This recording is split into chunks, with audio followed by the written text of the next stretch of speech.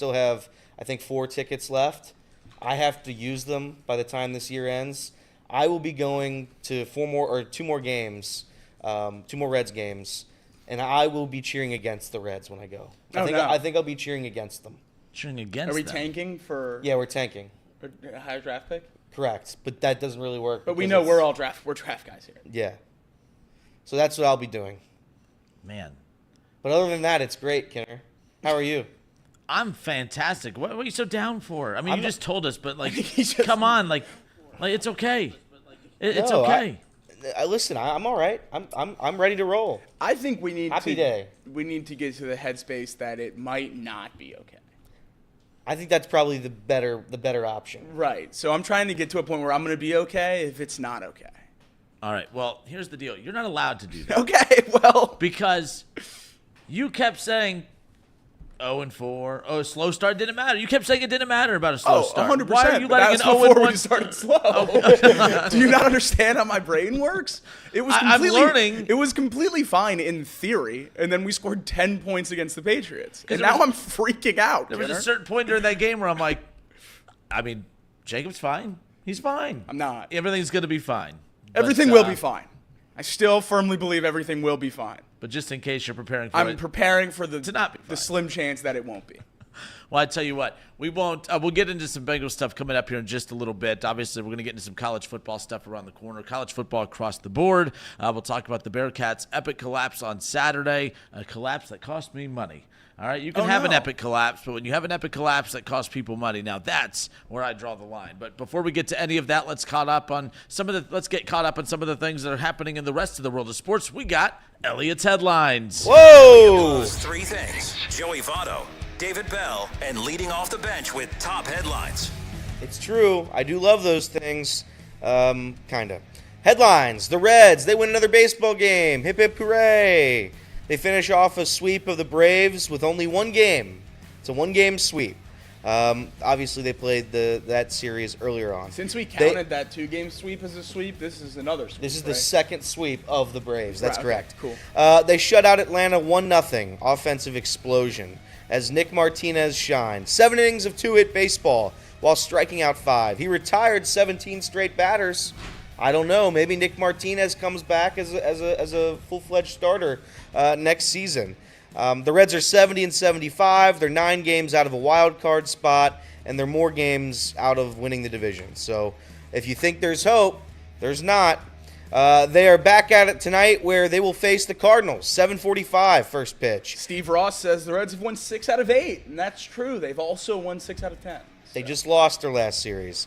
It will be Rhett Lauder versus Andre Palante. Lauder has a 0.87 ERA through 2 games. Palante a 4.07 ERA.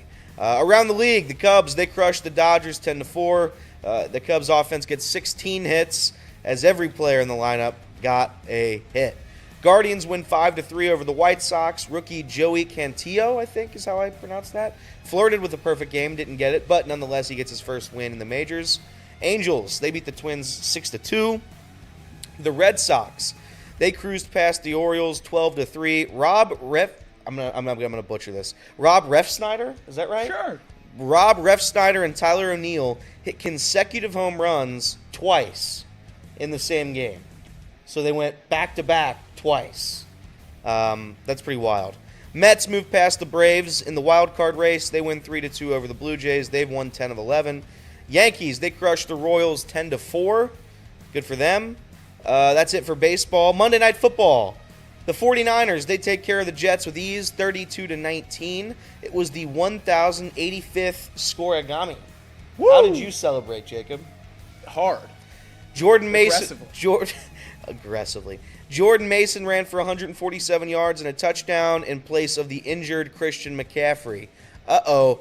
But Jordan Mason did have an oopsie, saying he found out he was starting on Friday. I don't like it was Monday. I don't like that people are mad at Jordan Mason.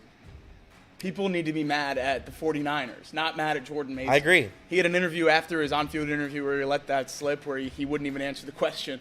of when he found out he was going to play, because he realized that he screwed up, and that stinks, because that was obviously his first start of his career, and that should have been the highlight. Really well, now right? That's and all anyone's talking about. We should be talking about how great he looked, and he should remember that forever. And now, he's probably in trouble, and just because the Niners did something wrong. What's the punishment for that? I don't know the rules on this. Well, it's a little bit sticky because McCaffrey was on the injury report. Yeah. So unless you can find out somehow that they knew for sure he wasn't going to play a snap, there's really no way you can prove them wrong, because Shanahan said that they told Jordan Mason that he just needs to be ready and that he was going to get more carries than he ever had before. Certainly he could have taken that as you're starting, and Niners could have meant that as McCaffrey's just going to be limited. So since McCaffrey was listed as questionable on the injury report all week, I don't think anything's going to come of it, but definitely a disappointing story after a great game for Mason. Yeah. Aaron Rodgers started off hot, but unfortunately did cool down. 13 for 21, 167 yards, a touchdown, and a pick. You have Breece Hall having 54 yards and 16 carries with a touchdown. Lazard and Wilson each caught 6 passes for over 60 yards. Lazard did score twice. Brock Purdy, 19 for 29, 230 yards. Debo had 5 catches for 54 yards, as well as 8 carries for 23 yards and a touchdown. Debo was just operating as the backup running back last night, which is kind of wild. Yeah, that's right. Which is what he did not. The whole reason that I know Brandon Ayuk is the one that dominated the offseason for them with their contract dispute. But Debo's big pushback initially with the contract was, hey, I'm a wide receiver, and if you want to use me as a running back, you're going to pay me way more. You're going to pay me as a running back and a wide receiver. You're not just going to pay me top receiver money and then use me as a running back as well. But he was back in the running back spot last night. Obviously, they're shorthanded, but yeah, Debo. Obviously, that's why him and Ayuk such a dynamic tandem with the Niners. But other NFL news, Puka Nacua, he was placed on the IR after getting injured on Sunday night. The Packers announced Willis will start on Sunday, but Love will not be placed on the IR. So maybe he's back. My brain is in a blender. So I watched his knee pop. Yeah, I saw it as well. Very close up. I saw it as well. Other injury news, Josh Allen was announced that he got injured after that game, but they said they cleared him and he's going to be fine, but something to watch going forward. Other than that, the WNBA did not play last night, Kinner, so I can't give you an update there. Angel Reese is out for the year. I'm done watching. So okay, that's fair. That's fine. Even if there were games last night, don't care. Like you said, Angel Reese out for the year, but I did see that she won co-Rookie of the Week last week. Really? Yeah, with Caitlin Clark. How Caitlin about Clark that? now leads the league in assists and I believe 3-point percentage. And Angel Reese, who knows what she's doing, but co-Rookies of the Week. She rebounds. Her own misses. Correct. Okay, just wanted to clear that up. Correct. Real quick, you mentioned Puka Nacua a little bit ago. Can you imagine if the Rams do get it? Like last year, Puka Nacua had that obviously breakout year. No Cooper Kupp. And then this year, Cooper Kupp looked really good. Now Puka Nacua on the those two together, if those two together are both playing at the highest of levels at the same time, that's one of the most dynamic 1-2 punches in the NFL. Like, I'm bummed that Puka Nacua is out for a little bit because I want to see what a Rams offense looks like with those two at full speed. Yeah, because Cooper Kupp's all the way back. I mean, he played great on whatever it was, Sunday night. He played great for the Rams. So. I had him on my fantasy team, we get to keep one. I released everybody. He was the one I was contemplating keeping, but I didn't trust that he would be back to form. Yeah. Kind of kicked myself a little bit. I ended up getting Justin Jefferson out of it, so it doesn't matter. You're But good. the bottom line is Cooper Kupp with an explosive Puka Nacua. That's a hell of a 1-2 punch. So I'm kind of bummed. I'm looking forward to seeing what those two look like when they're both back out together. For sure. Yeah. But that's it. That's it for your headlines. There was also a headline where Tyreek Hill's body cam footage got released. I'll say it doesn't look great for Either side. Yeah. But I don't know. That's it. Those are your headlines. I see, so some people get annoyed when we don't go too much in depth on the Reds right now, and I do want to ask, why? When your team is out of it like this at this point, especially with the overlap of football, are you and I'm admitting it. I work at a radio station that we carry the Cincinnati Reds. It's my job to try to hype up the Reds as much as possible, and I obviously probably don't do the very best job of that, but I also don't like to gaslight fans into trying to build something up that isn't there to build up. Are we bad fans that, hey, they're out of the playoff spot, so we just give up? I mean, how do you gauge what a good fan base is whenever it comes to stuff like this? Because at a certain point, you can't keep abusing your fans and then pointing at them and saying that they're the problem when they're not into your team still at this point of the year. There's only a couple weeks left of the season, but my goodness, I can't get into this team right now. I tried to tune in. I was watching a little bit. It's not moving the needle for me right now. No, respectfully, it's hard for me to sit here and talk about the Reds because it makes me mad. It makes me upset. I think it was a lost season. The injuries destroyed them. We still don't have starting pitchers. Rhett Lauder's up, and that's a positive. That's really the only reason I would watch, and he does start tonight. So if there's ever a night to watch the Cincinnati Reds, it is tonight. He has a 0.87 ERA. Incredible. But the offense isn't there. The offense, I thought the offense would come around at some point this season. They haven't. Let's see. They scored 5, 8. They've scored 9 runs in their last 5 games. 9 runs in 5 games. They're just not there this season. And when we all know that. And there's just no point of rediscussing that every single day. I think Nick Kirby and Trace do a good job of doing it. They're the baseball guys. But I try to find some positive light in this mess, but unfortunately, I don't see it. I don't know. I can't keep talking about David Bell, whether or not they should fire him. I know we have Ellie De La Cruz, but we lose one of the other main reasons I was watching this season in Hunter Green. Nick Lodolo's hurt. Andrew Abbott's hurt. So it's like it's brutal. It's a brutal time to be a Reds fan, and it's usually all right. It's always right around September. It always crumbles. And they've crumbled. So they're 70 and 75. I hope they get somewhat close to 500.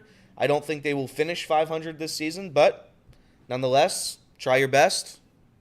Go out there, and hopefully you don't finish 4th in the division. Yeah, what about you? How do you fan? Like the Bengals, if they get, I mean, obviously it's part of your job now. The Reds are part of it. I think sometimes having the Reds be a part of the job also makes it more difficult too, because just you're even more angry because you invest even more into the team because of obviously the overlap with being a fan and work. But then when they let you down on 2 fronts, then it's even harder to try to tune into games. But how do you fan the Bengals if they just absolutely tank the rest of the year? Not tank, but if they're just not good the rest of the year, how difficult is that? Do you fan differently with football than baseball or other sports? Yeah, I think it's completely different just because there's 17 games versus 162. Like every day, I gave the yeah. Reds a shot through a brutal May, watched all through June and July, and now football started. And in all honesty, since football kicked off, I have not watched much of the Reds. I haven't watched a Reds game on TV in a month. My Saturday, Sunday, Monday, Thursday, Friday is all football. Yep. And Tuesdays and Wednesdays, I usually try to do something outside. Yeah. So I'm not really watching a whole lot of Reds right now, and I think that's just a product of, what is there to root for? I mean, the division's out of reach, the wild card's out of reach. You're rooting for individual accomplishments. I can scroll through Twitter and see how many home runs Ellie's hit. So. Yep. Yeah, it's brutal. I mean, I'll also say football is a little different too, because even if your team is bad, on Sunday you still have every other game that can distract you. You know, baseball is one of those things where you're only watching your team. I'm not watching the Cubs Dodgers Sunday Night Baseball on ESPN. I won't watch that. No free ads to ESPN. We are ESPN. Are we? ESPN Radio. Yes. Oh yeah, we are.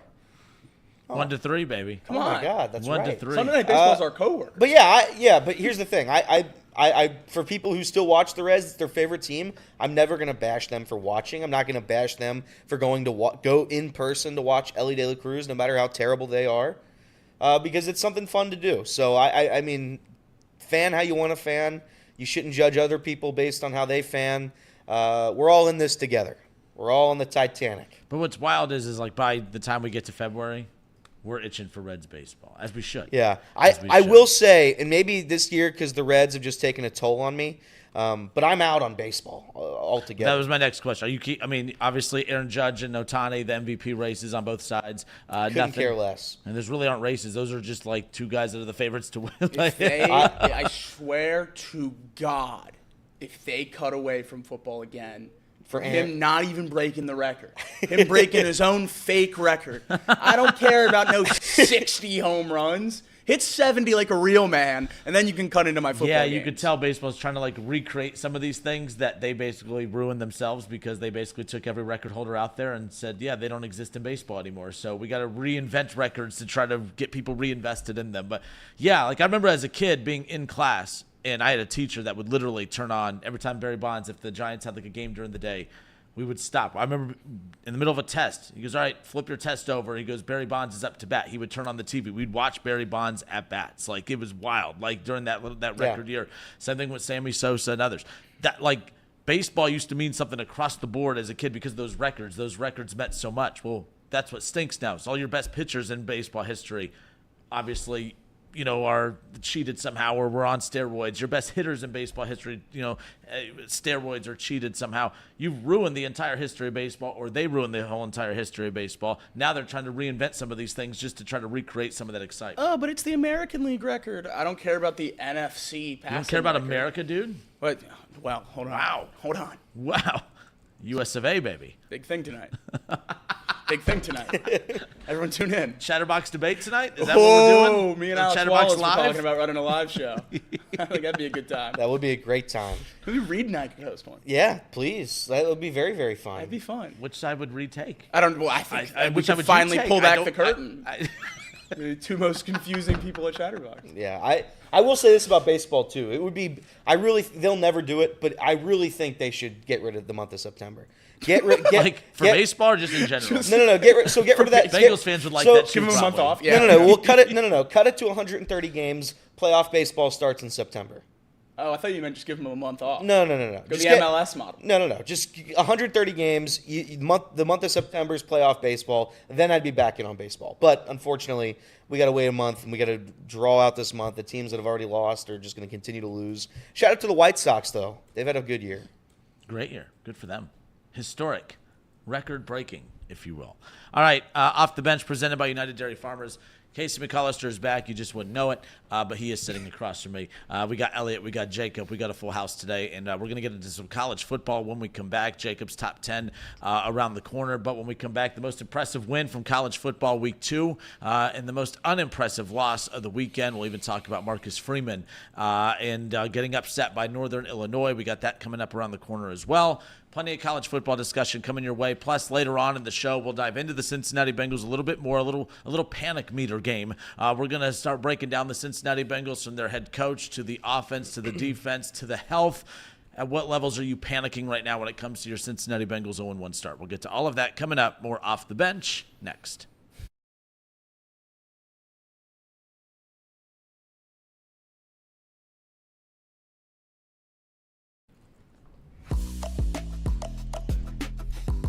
All right, Jacob, college football Saturday. Was that the one bright spot about your weekend at the very least? Did that provide you with some kind of positivity?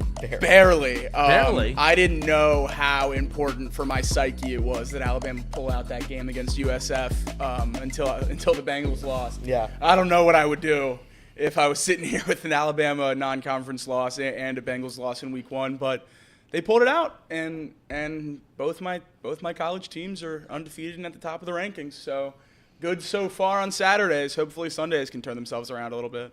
All right, across the board, most impressive college football Saturday, most impressive win over the weekend. Not most entertaining game. I've got a great one But for who had this. the biggest win of the weekend in college football? Because there's a lot of different routes you can go. It could be from a proving to the world that we're for real. It could be, oh man, we pulled off that upset against Notre Dame. If you're Northern, or was it Northern or Southern Illinois? Northern Illinois. Sorry, I did that yesterday, and I always forget which Illinois it was. It could be a lot of different things. It could be Bowling Green, who didn't win, but they were up over Penn State at the half. I mean, that was a great showing. Who had the most impressive win over the weekend, Jake? We'll start with you. I'm going to say the Buckeyes. I know the Buckeyes played What are we Western doing? Michigan, and What? the first shutout since 2019. The defense looked better than they've looked in a long time when they shut out the Bearcats. That was the first shutout since then. First rushing touchdown for an Ohio State starting quarterback since Justin Fields in 2020. The offense looked completely different. Quinshon Judkins finally had his burst, broke a couple long runs. Travion Henderson played the whole game, got to the backups. Julian Sayin looked great, the true freshman quarterback. This is exactly what I want to see from this Ohio State team. We've seen Ohio State really struggle with non-conference opponents and not put up impressive victories over teams that are much, much worse over the last few years, and that's not been the case this year. They're dominating, and everyone's hitting on all cylinders. The freshman wide receiver, Jeremiah Smith, with another long touchdown hit over 21.5 miles per hour. He looks phenomenal. Will Howard looks great. Didn't have an incomplete pass in his first 11 pass attempts. Absolutely phenomenal game for the Buckeyes, and I think, obviously Georgia continues to look great against their non-conference schedule, but I think the Buckeyes are right there for the best team in the country. I think it's a two-horse race right now, and they continue to prove that they're right there. Elliot didn't like that answer. Nothing says championship football like beating Western Michigan 52-0. That's right. In week 2. A lot of non-conference. That's a games game. didn't mean a whole lot. That's a game they're going to look back at and say, you know what, that was the only momentum thing started. about that I think game. they will. I legitimately think Come on. this game in the Ohio This State isn't a season is gonna serious take. Come on. Jake, This game in the If, Ohio State season is going to change a lot.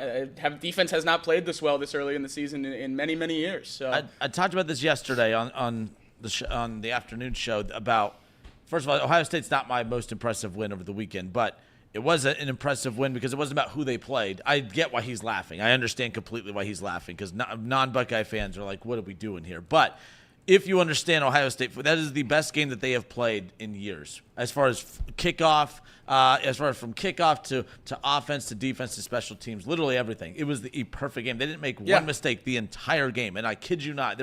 And every superstar player on that roster made a play at some point, made multiple big plays, from the running backs to the wide receivers to the quarterback to the defense. Caleb Downs coming up from safety and popping guys in the backfield. I mean, it was just a complete game. And Ryan Day, who you guys criticize, and it's fair because it's one-sided. It's all offense and no defense that was the best complete game I've seen from a Ryan Day team. And it wasn't about who they played because they play a lot of bad teams in their non-con. They play a lot of bad teams in the Big Ten, and they've never looked like that like they did on Saturday. I'll give you that. It's not my most impressive win, but I did have in my notes that, yes, that was probably the best Ohio State has looked in quite some time, they played regardless of the opponent. They played a bad Akron team in week 1, and I know they almost won by 50, but I certainly didn't think they looked great. They struggled in the first half. The defensive touchdown at the end pulled it to a competitive game, or closer to what the spread was, but that game was much, much closer than it should have been, and then they turn it around and have basically no flaws on Saturday. So for a team competing for the national championship, that's what I wanted to see most out of them, because I didn't think we'd seen it yet with this version of the coaching staff and roster.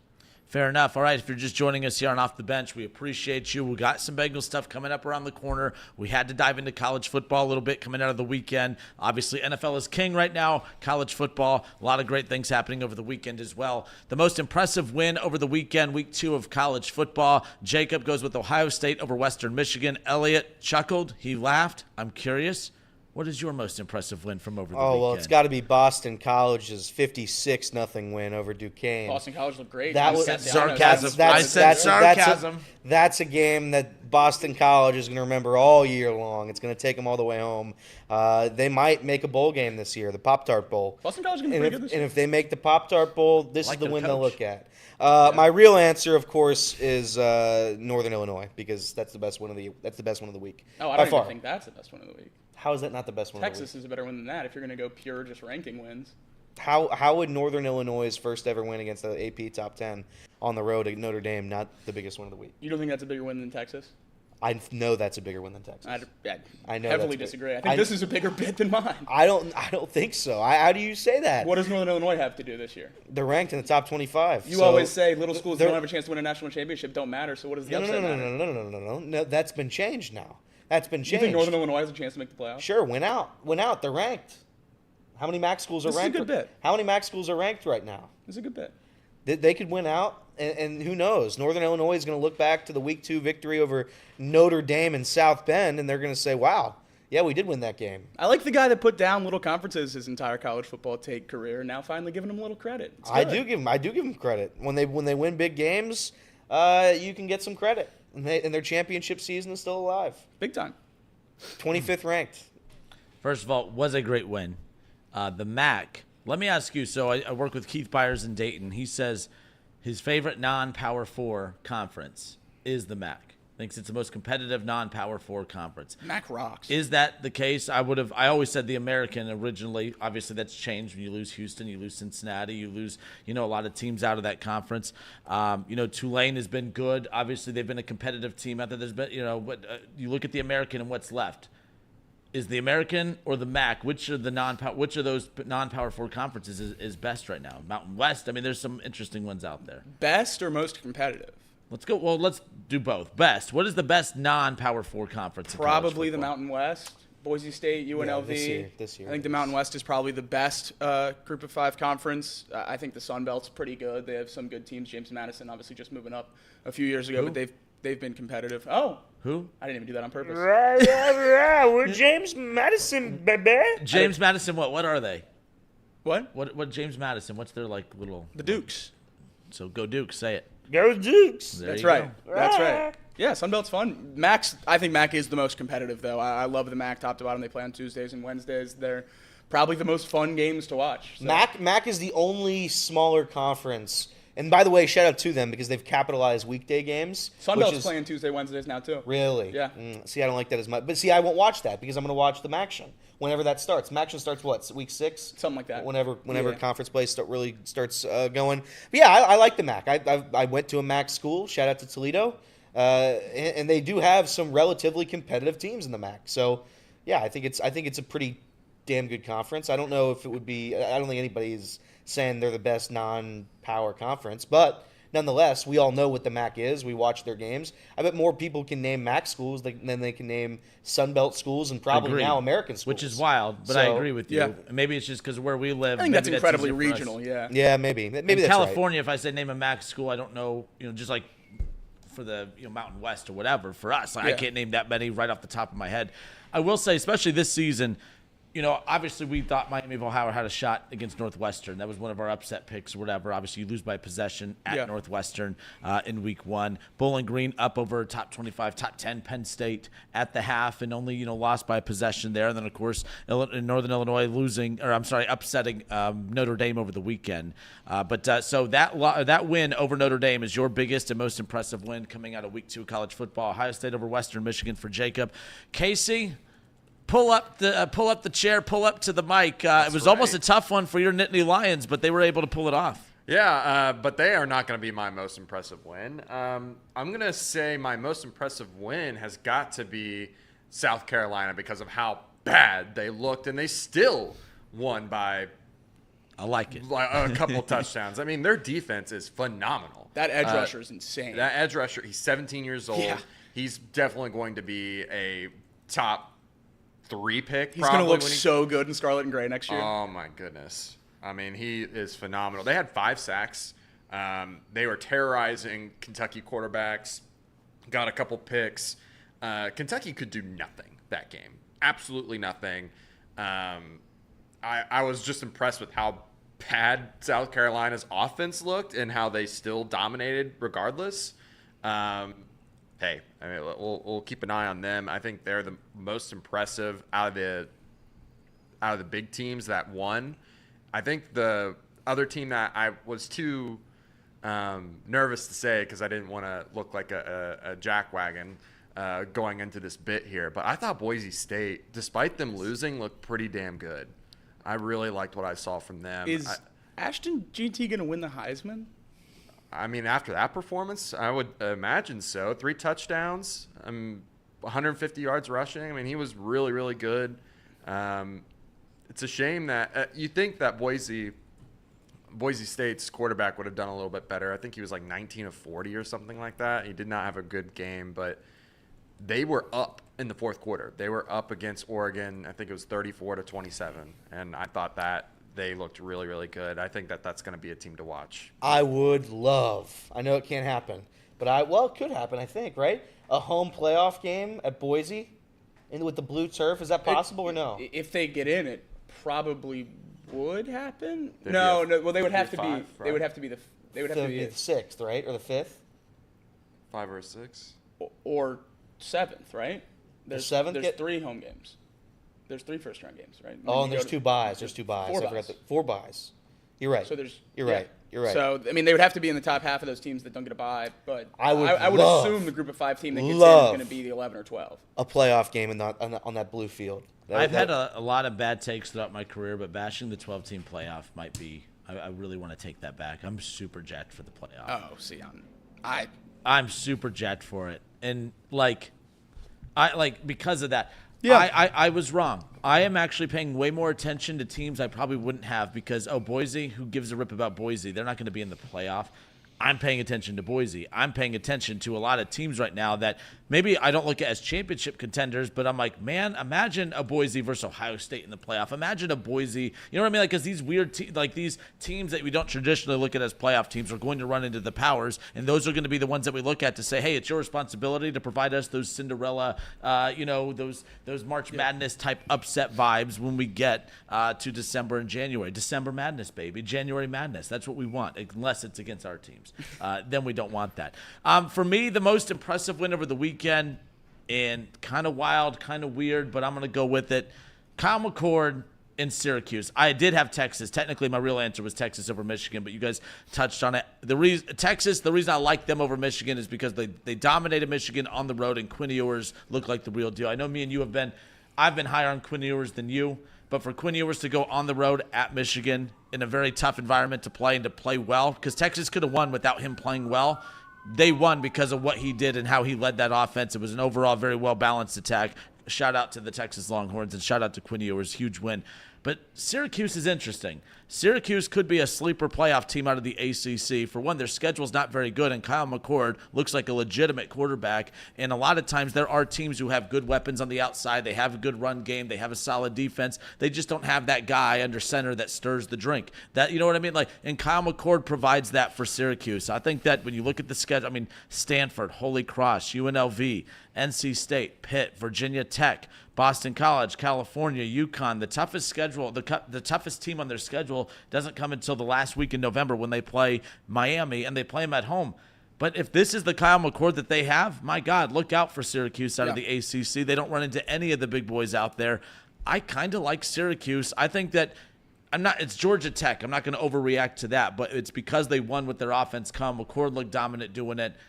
I kind of like Syracuse over the weekend. I thought that was a very impressive win, no doubt. McCord's looked great. I think a lot of people focus on the Michigan loss, and then obviously Ohio State lost to Missouri in the bowl game that he sat out of, and think that he was just terrible all year last year. He certainly wasn't great, and by Ohio State standards, he wasn't good enough, and that's why they went and got someone else. But by Syracuse standards, by a lot of other school in the country's standards, he's a pretty dang good quarterback. He went 11-1 in the Big Ten and led the team to a New Year's Six Bowl. How many teams would kill for that season on a yearly basis? So he's been playing great so far. There was a couple clips of him really fiery on the sideline, and I certainly didn't see any of that last year at Ohio State. No. So he seems to be, a little looser this year, a little more focused, I guess, locked in, desire to win, leadership role.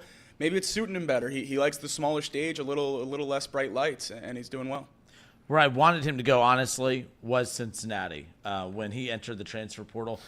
And a lot of times it's because you have that little pipeline connection, obviously, the in-state, being in-state, but obviously some former Ohio State coaches over there. I thought maybe that'd be enough to pull him over, but it's kind of cool. I like it, and the reason he'll be more remembered is because you're doing it at a school that, it's one thing to go to an LSU or one thing to go there, and that's not diminishing what Joe Burrow did, because Joe Burrow was not as elite a quarterback leaving Ohio State as what he ended up being at LSU.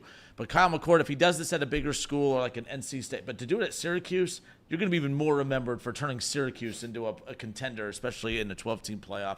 We'll see if that happens. We'll step away for a few moments. There were a lot of great wins over the weekend, but what about the losses? What was the most unimpressive loss? What was the most, oh my God, I can't believe that just happened? We'll get to that when we come back. Plus, Jacob I wonder reveals. What we'll say. Jacob will reveal what the worst loss was. Jacob will reveal his top 10 in college football as well, and then we'll get to some Bengals stuff around the corner. More off the bench next.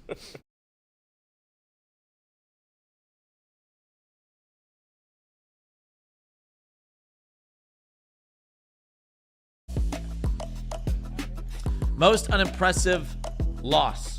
What was the loss that just made you shake your head and say, what the hell happened? College football Saturday. We'll get into NFL in a moment because the NFL had a lot of very unimpressive losses over the weekend. But college football, Elliot, we'll start with you. I saw him do the hand, so I'm like, no, we're going to make him wait. Yeah, he's ready. He's cheesing over there. No, but Don't steal mine. There wasn't a lot of great matchups over the weekend, but the results of these and the matchups themselves actually ended up being pretty entertaining. What was the loss that just rubbed you the wrong way from over the weekend? I was thinking about it. Craig the Troll in our chat, I think he said one that I think Jacob's going to use. So it's not. I'll take – really? No. You're going to go a different one? There's a team I hate much more than UC that looked much worse. All right, then I'll take UC. I didn't think that loss was very fun. They were up 27-6 with 46 seconds left in the third quarter, and you lose the game.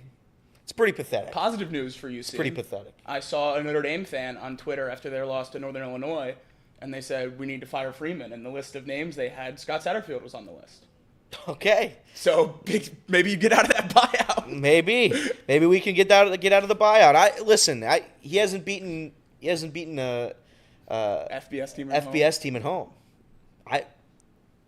I'm getting frustrated. I think many of the fan base was out on the hire before it happened. It happened, and unfortunately for him, it's gone exactly the way that most people thought it would go, and that is not good. It's gone very, very poorly.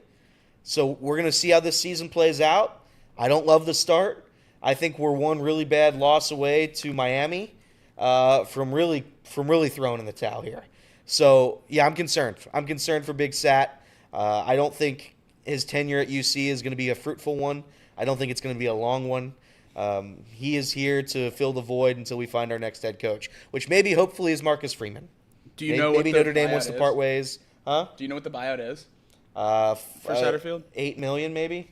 Is that right? I don't know. I want to say it's $8 million now, and then if he gets to the end of the year, it's $4 million. I could be wrong on those numbers, so I don't even know why I'm talking about it. But I want to say it gets cut in half if he makes it through this year, whatever the actual number is. If he gets fired on the first day of 2026, he is owed $8.19 million. Okay, I was right. Good. So that's not going to happen. Obviously, Cunningham's going to let him finish this season, I'd imagine, unless they legit don't win a game, which they will. They have talent on the roster. But it is frustrating. Back-to-back years where you're looking like you're not going to make a bowl game, which is a pretty low bar, I'd say.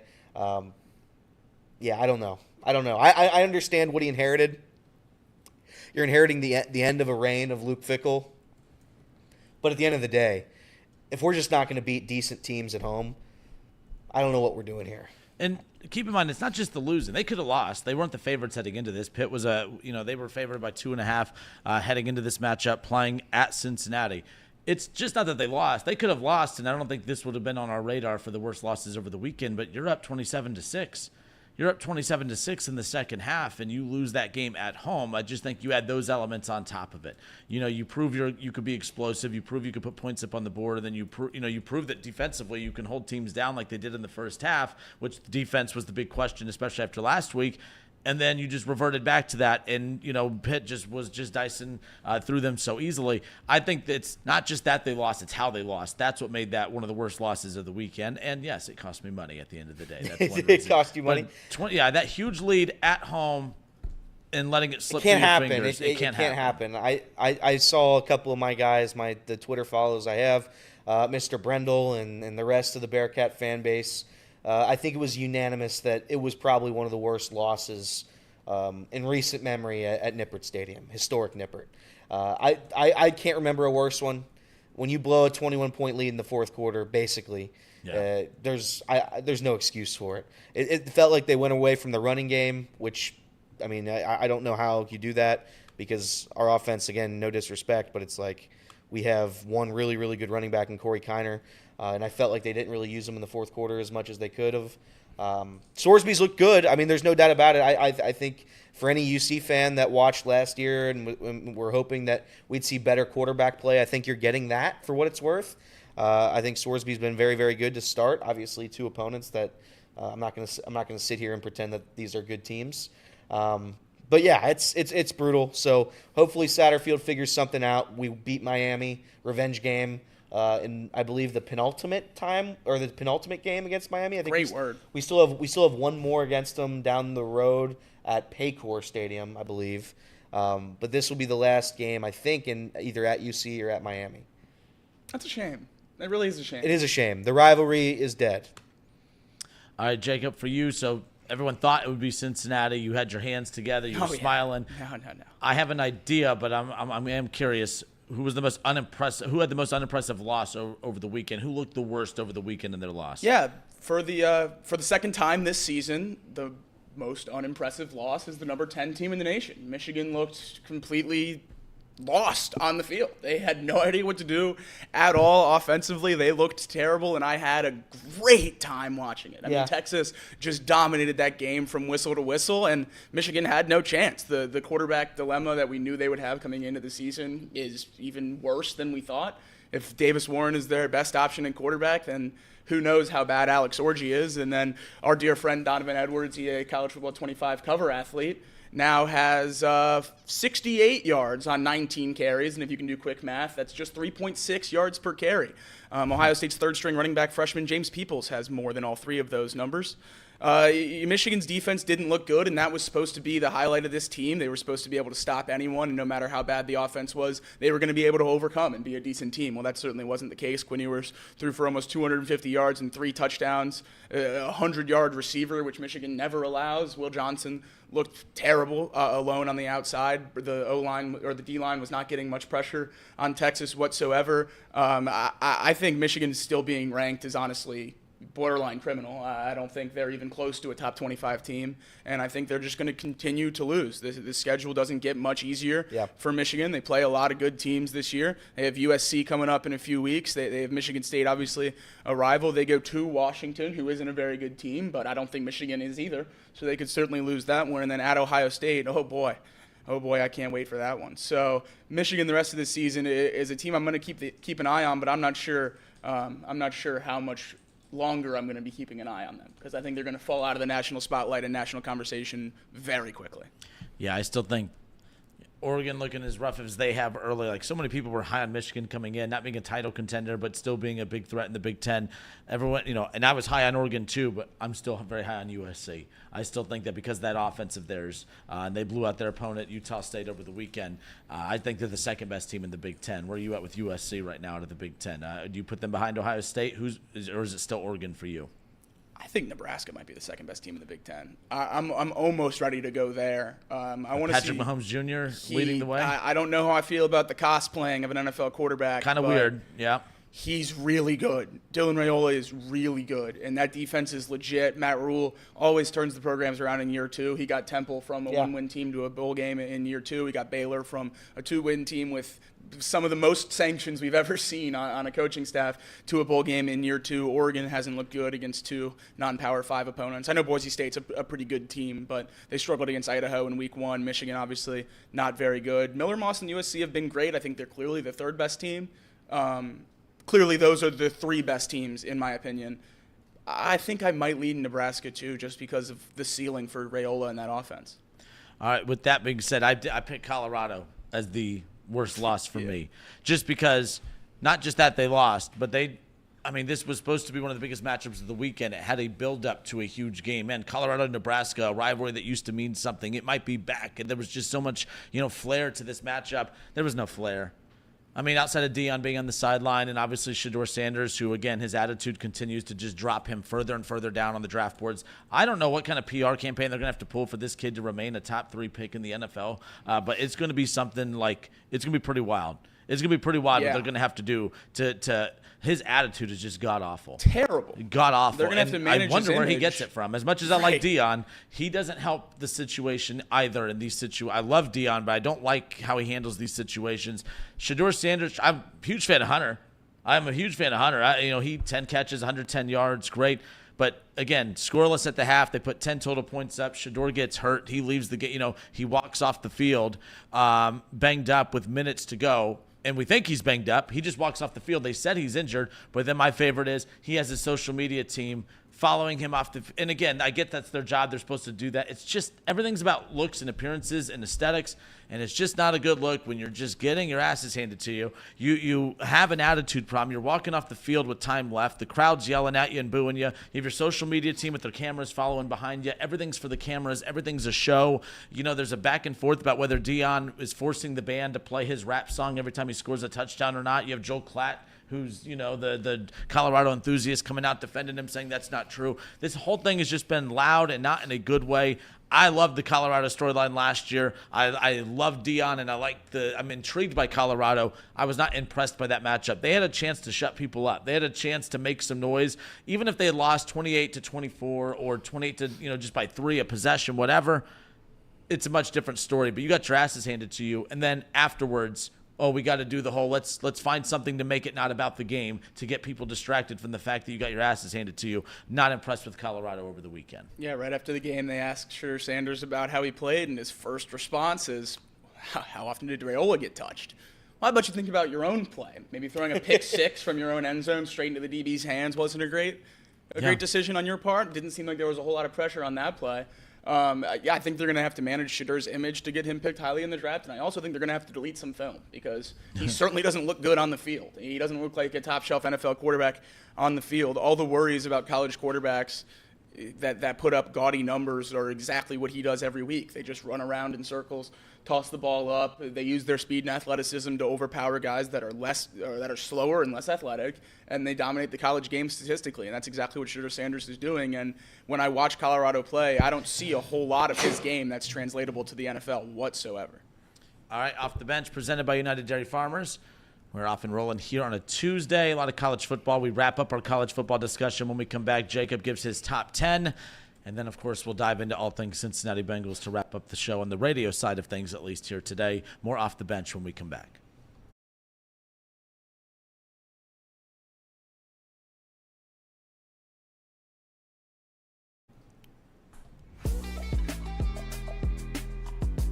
All right, and we are back. Justin Kinner, Casey McAllister, Elliot Rearing, Jacob Tissett with you here. This is Off the Bench on Chatterbox Sports on YouTube, ESPN 1410 in Dayton.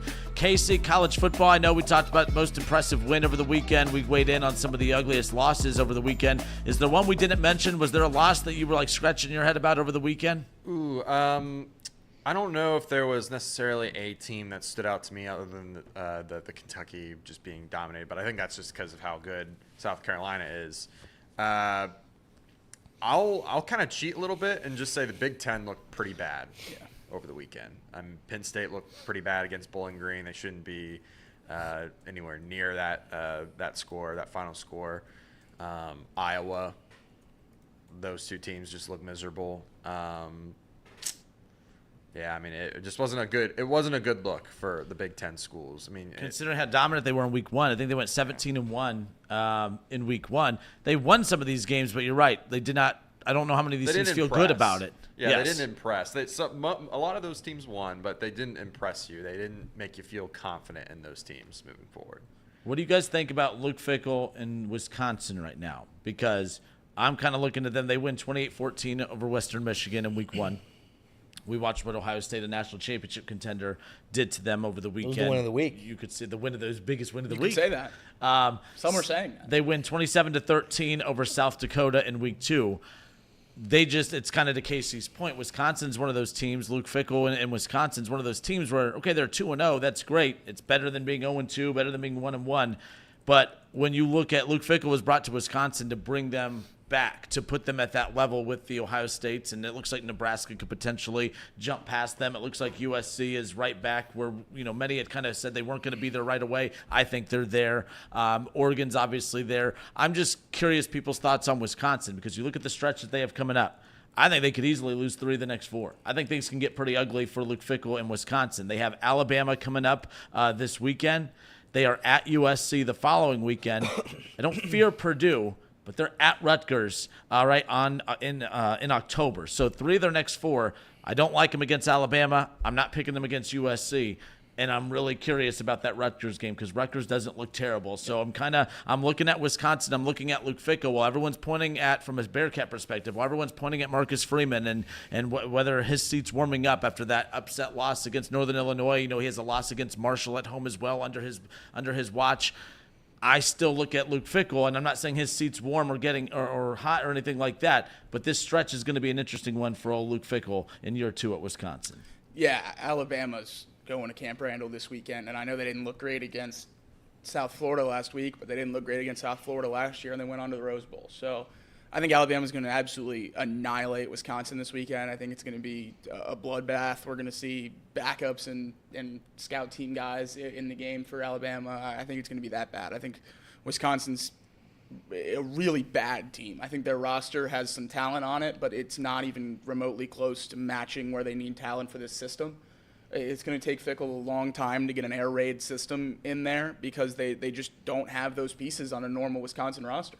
All these recruits that they had beforehand were first smash mouth football, running the ball 30 times a game, and Fickell wants to pass. He went out and got supposedly a pretty dang good quarterback in Tyler Van Dyke from Miami, and it hasn't looked like it so far. I think part of that is just a lot of guys that are brought in there are having to learn a brand new system. Wisconsin hasn't ran an air raid in ages, and now they're trying to completely change the offense to modernize it. And I think it'll really help them to compete with national championship contenders. I mean, we've seen Wisconsin for a long time now go 9-3, 10-2, and always just lose to the teams just a tier above them and really dominate that second tier of teams in the Big Ten and really nationwide.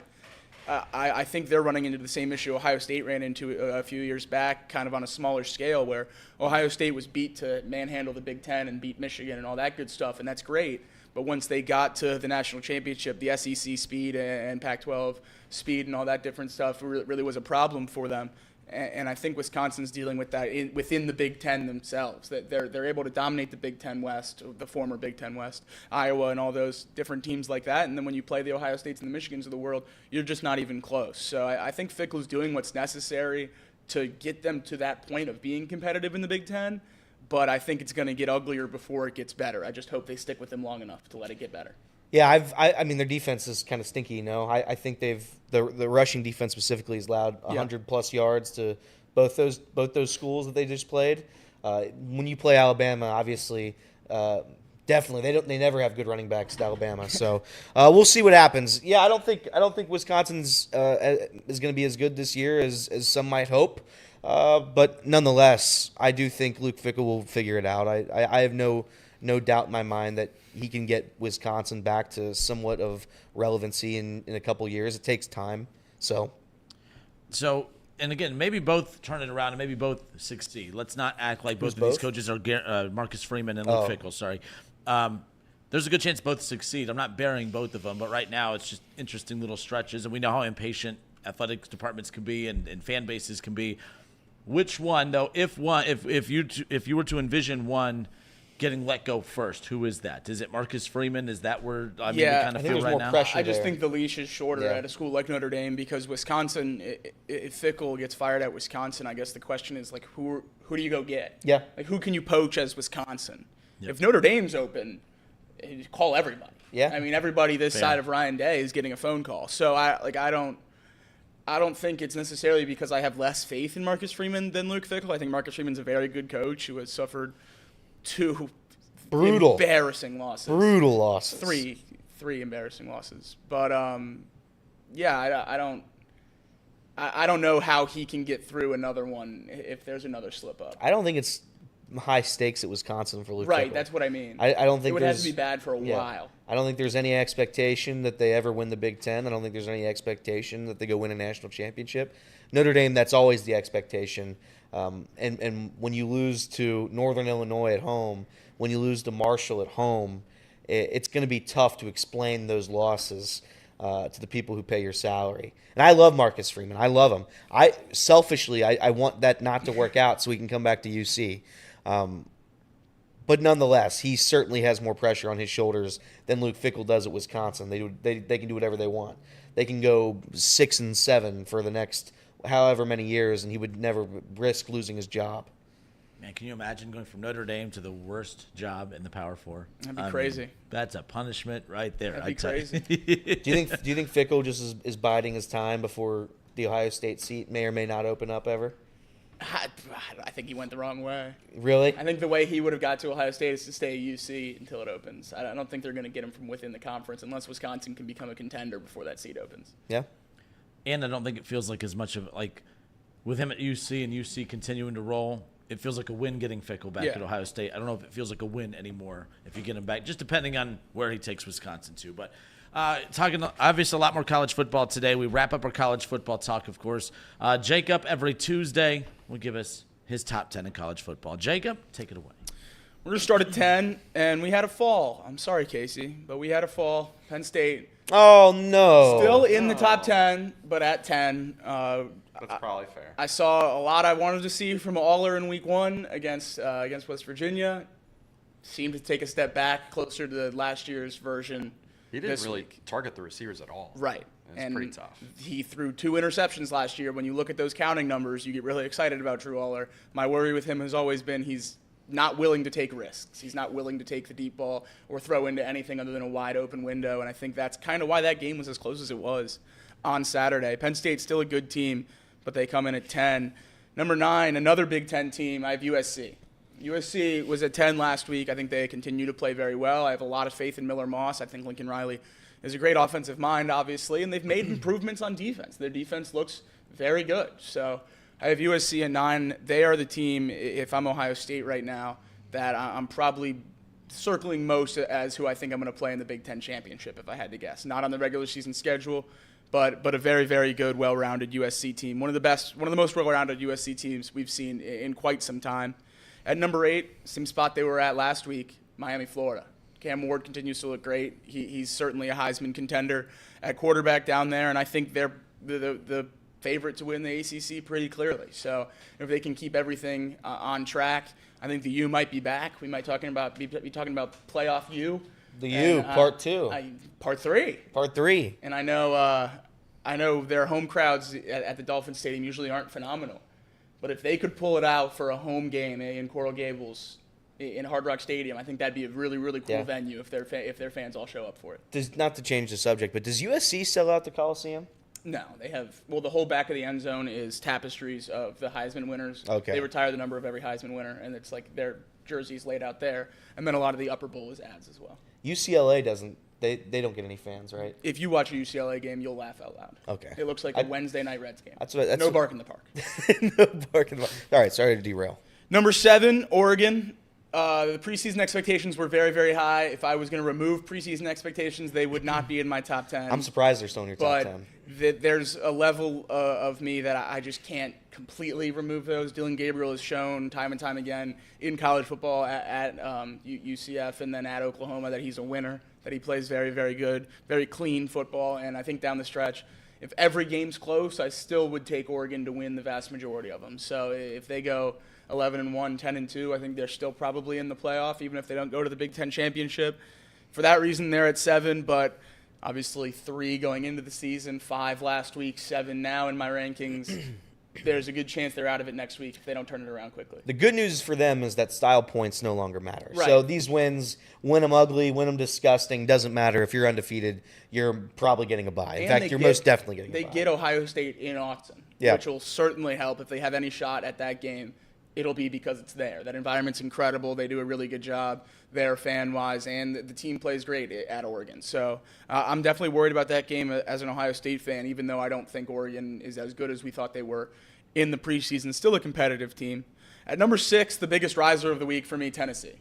I don't think NC State's very good at all. I know they were ranked. They struggled in week 1 with an FCS opponent, and then this week they had to play Tennessee in a pseudo kickoff game, the Duke's Mayo Classic in Charlotte. Tennessee dominated. Nico looks amazing. I'm not going to try to do his last name. I've butchered it every time I've tried.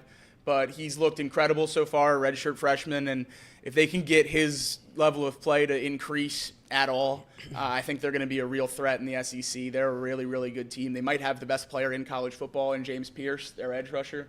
He's going very high in mock drafts. Some even have him as the number 1 overall pick.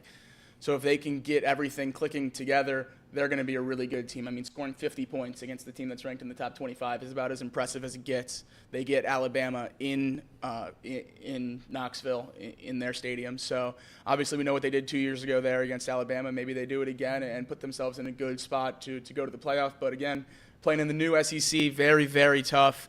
They don't have a lot of gimmies on that schedule the rest of the way. So they're going to have to start clicking pretty soon. Can you sing Rocky Top, Kenner? No, I don't even know the words, but I love the little rhythm to it.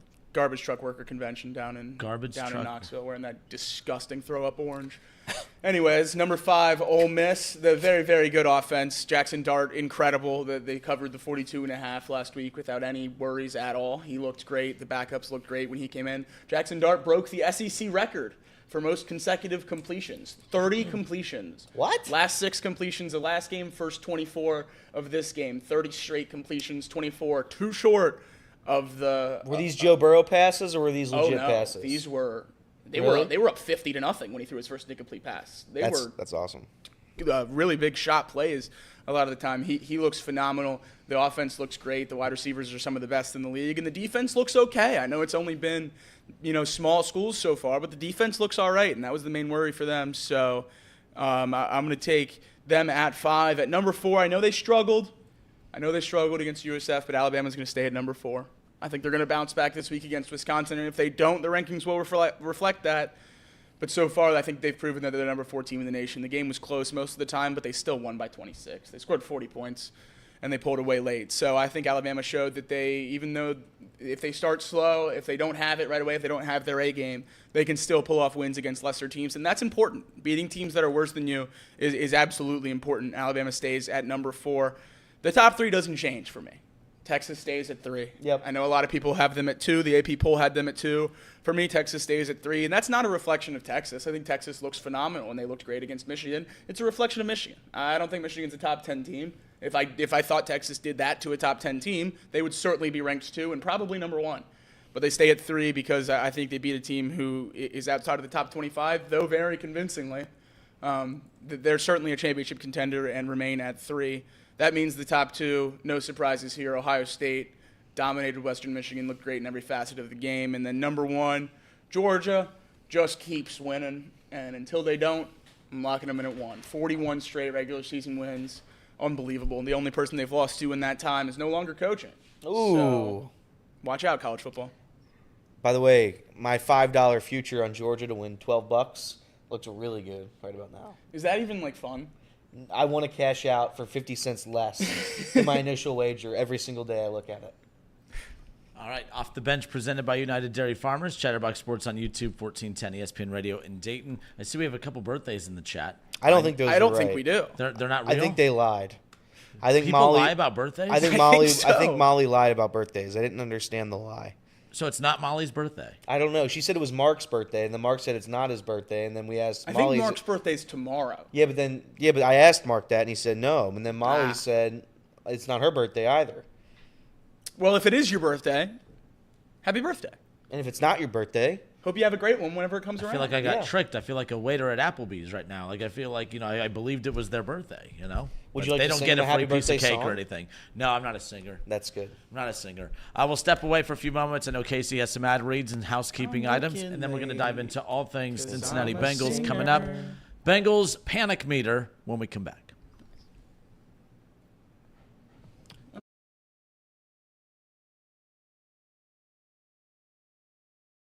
Content. Love it. All right, I'm back. So, time for me to pay the bills around here. I'm sure Jacob did a wonderful job while I was gone. And who was here Friday? Was it Reed? Did he do the ad reads? That's right. So I'm sure those guys paid the bills wonderfully in my stead. But now I'm back. So Pawnee water. There's no rocks in this water. Healthy alkaline water.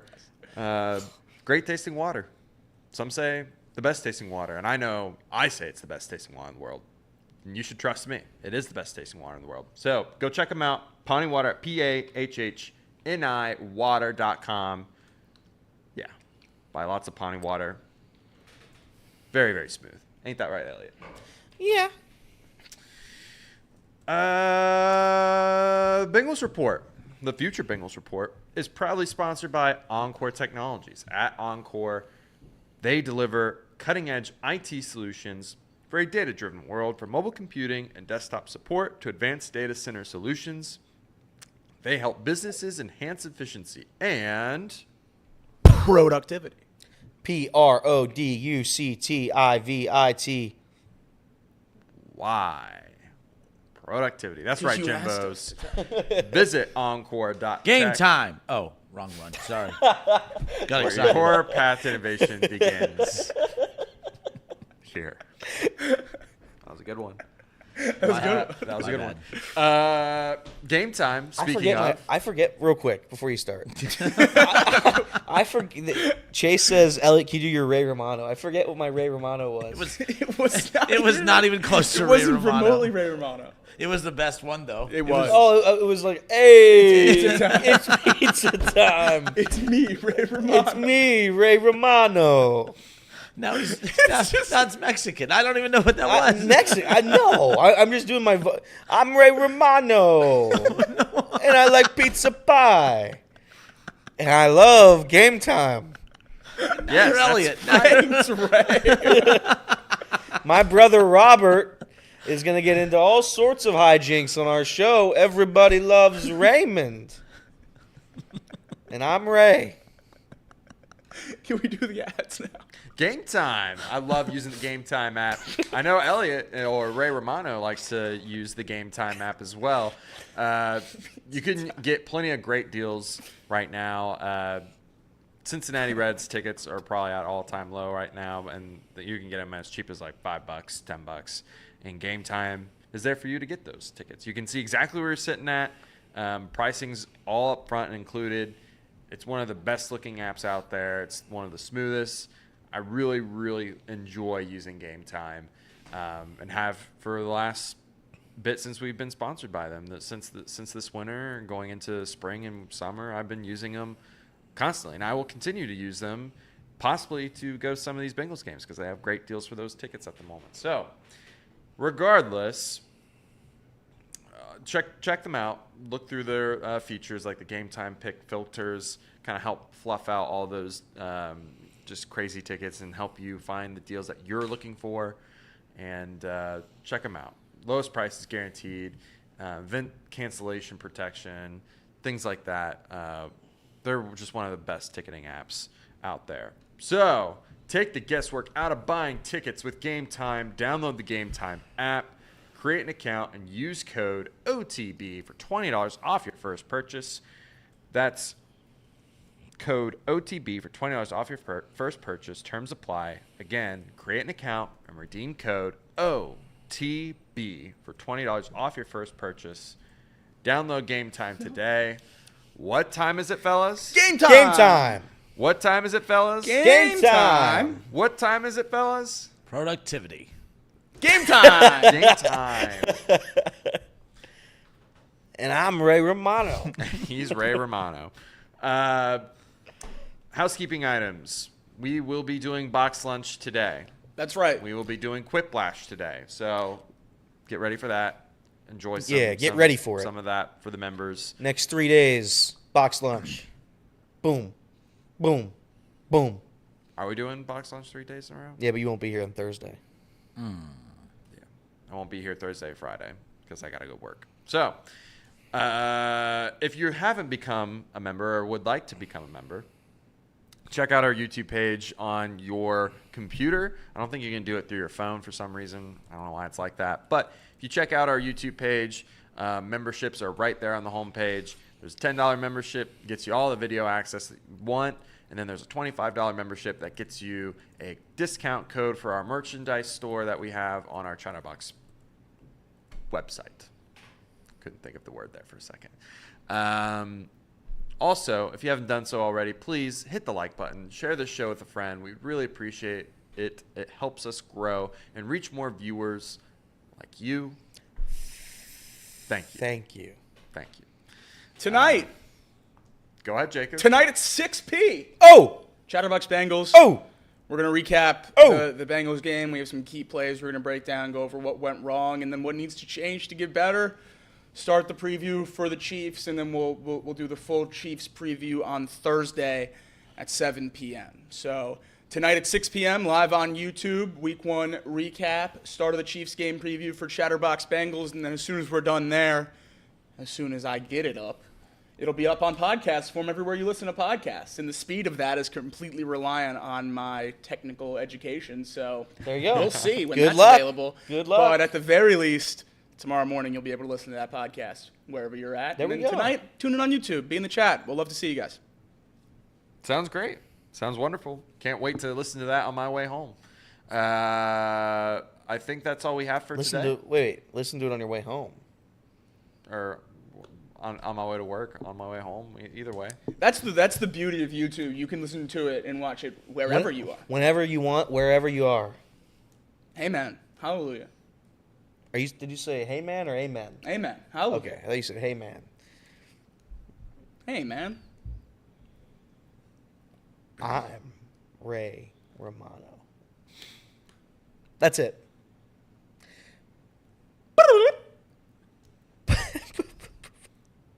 5 seconds of silence. All right, let's go back to the radio.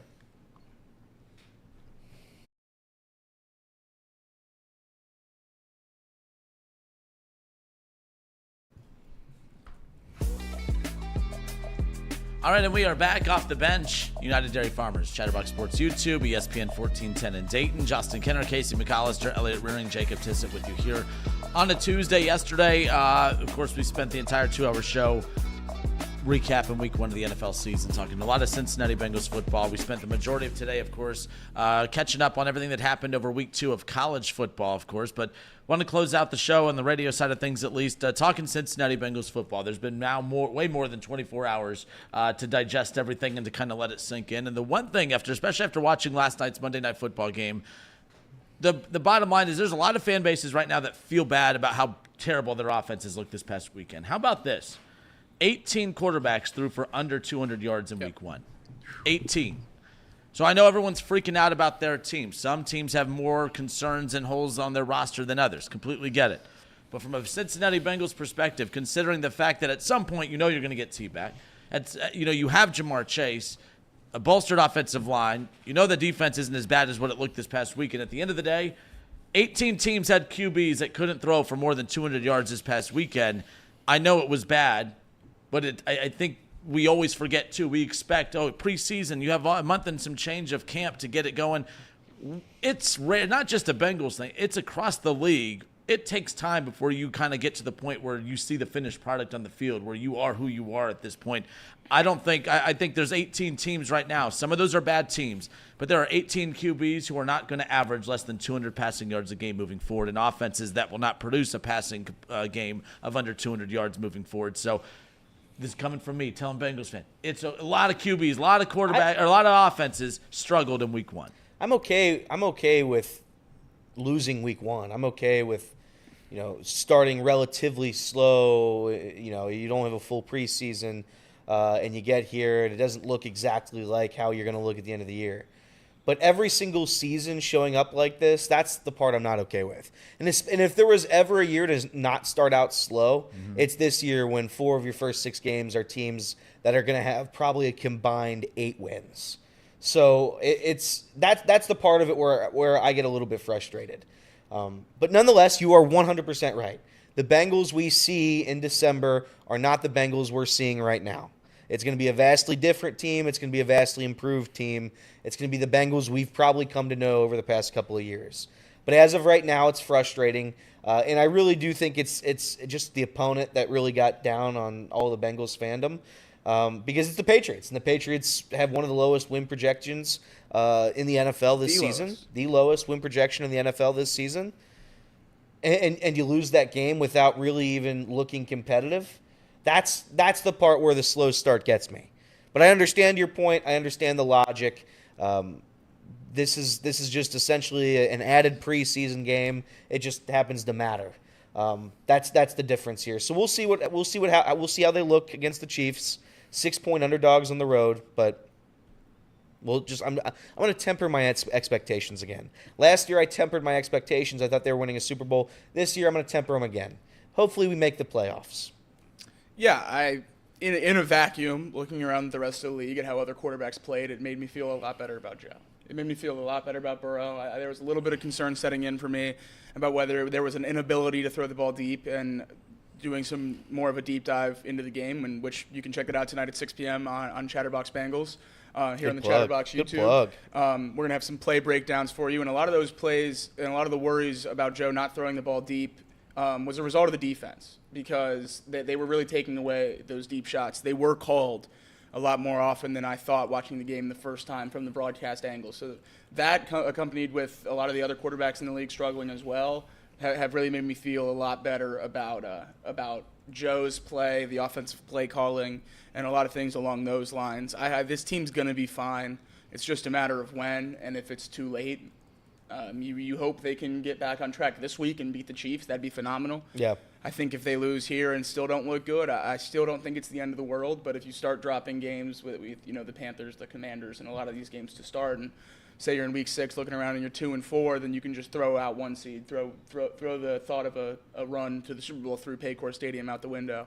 And I still think you have an ability to do that. I obviously losing the Patriots in week 1 doesn't help. But I think you still have an ability to be in the conversation for that 1 seed, make a run, and be at the top of the AFC going into the playoffs. But that window is pretty small. That window requires you to turn around, if not this week, then next week, and start rattling off some wins. Yeah. We still have a long time until the division's going to come into play, whether or not we're taking care of those teams and staying in the mix for the AFC North. But we have to beat the teams we're supposed to beat. I mean, go back to college football, and obviously there's no style points in the NFL, but if you're not going to beat the teams on your schedule you're supposed to beat, what's going to happen when you get to the teams that you're not supposed to beat? The Bengals have 4 games this year that they're underdogs in, and if you can't beat the Patriots when you're a 7.5-point favorite, what's going to happen in those 4 games? Then we're looking at 5 losses, and then where does that put you in the playoffs? So I think there's a level of when for the Bengals, not if, because I think Bengals fans know they're going to get it figured out. It's just, is it going to be too late to accomplish some of the goals we still want to accomplish? I think what helps, too, and Casey, sorry, just what helps last year, the first 2 games of the season, divisional opponents. Yeah.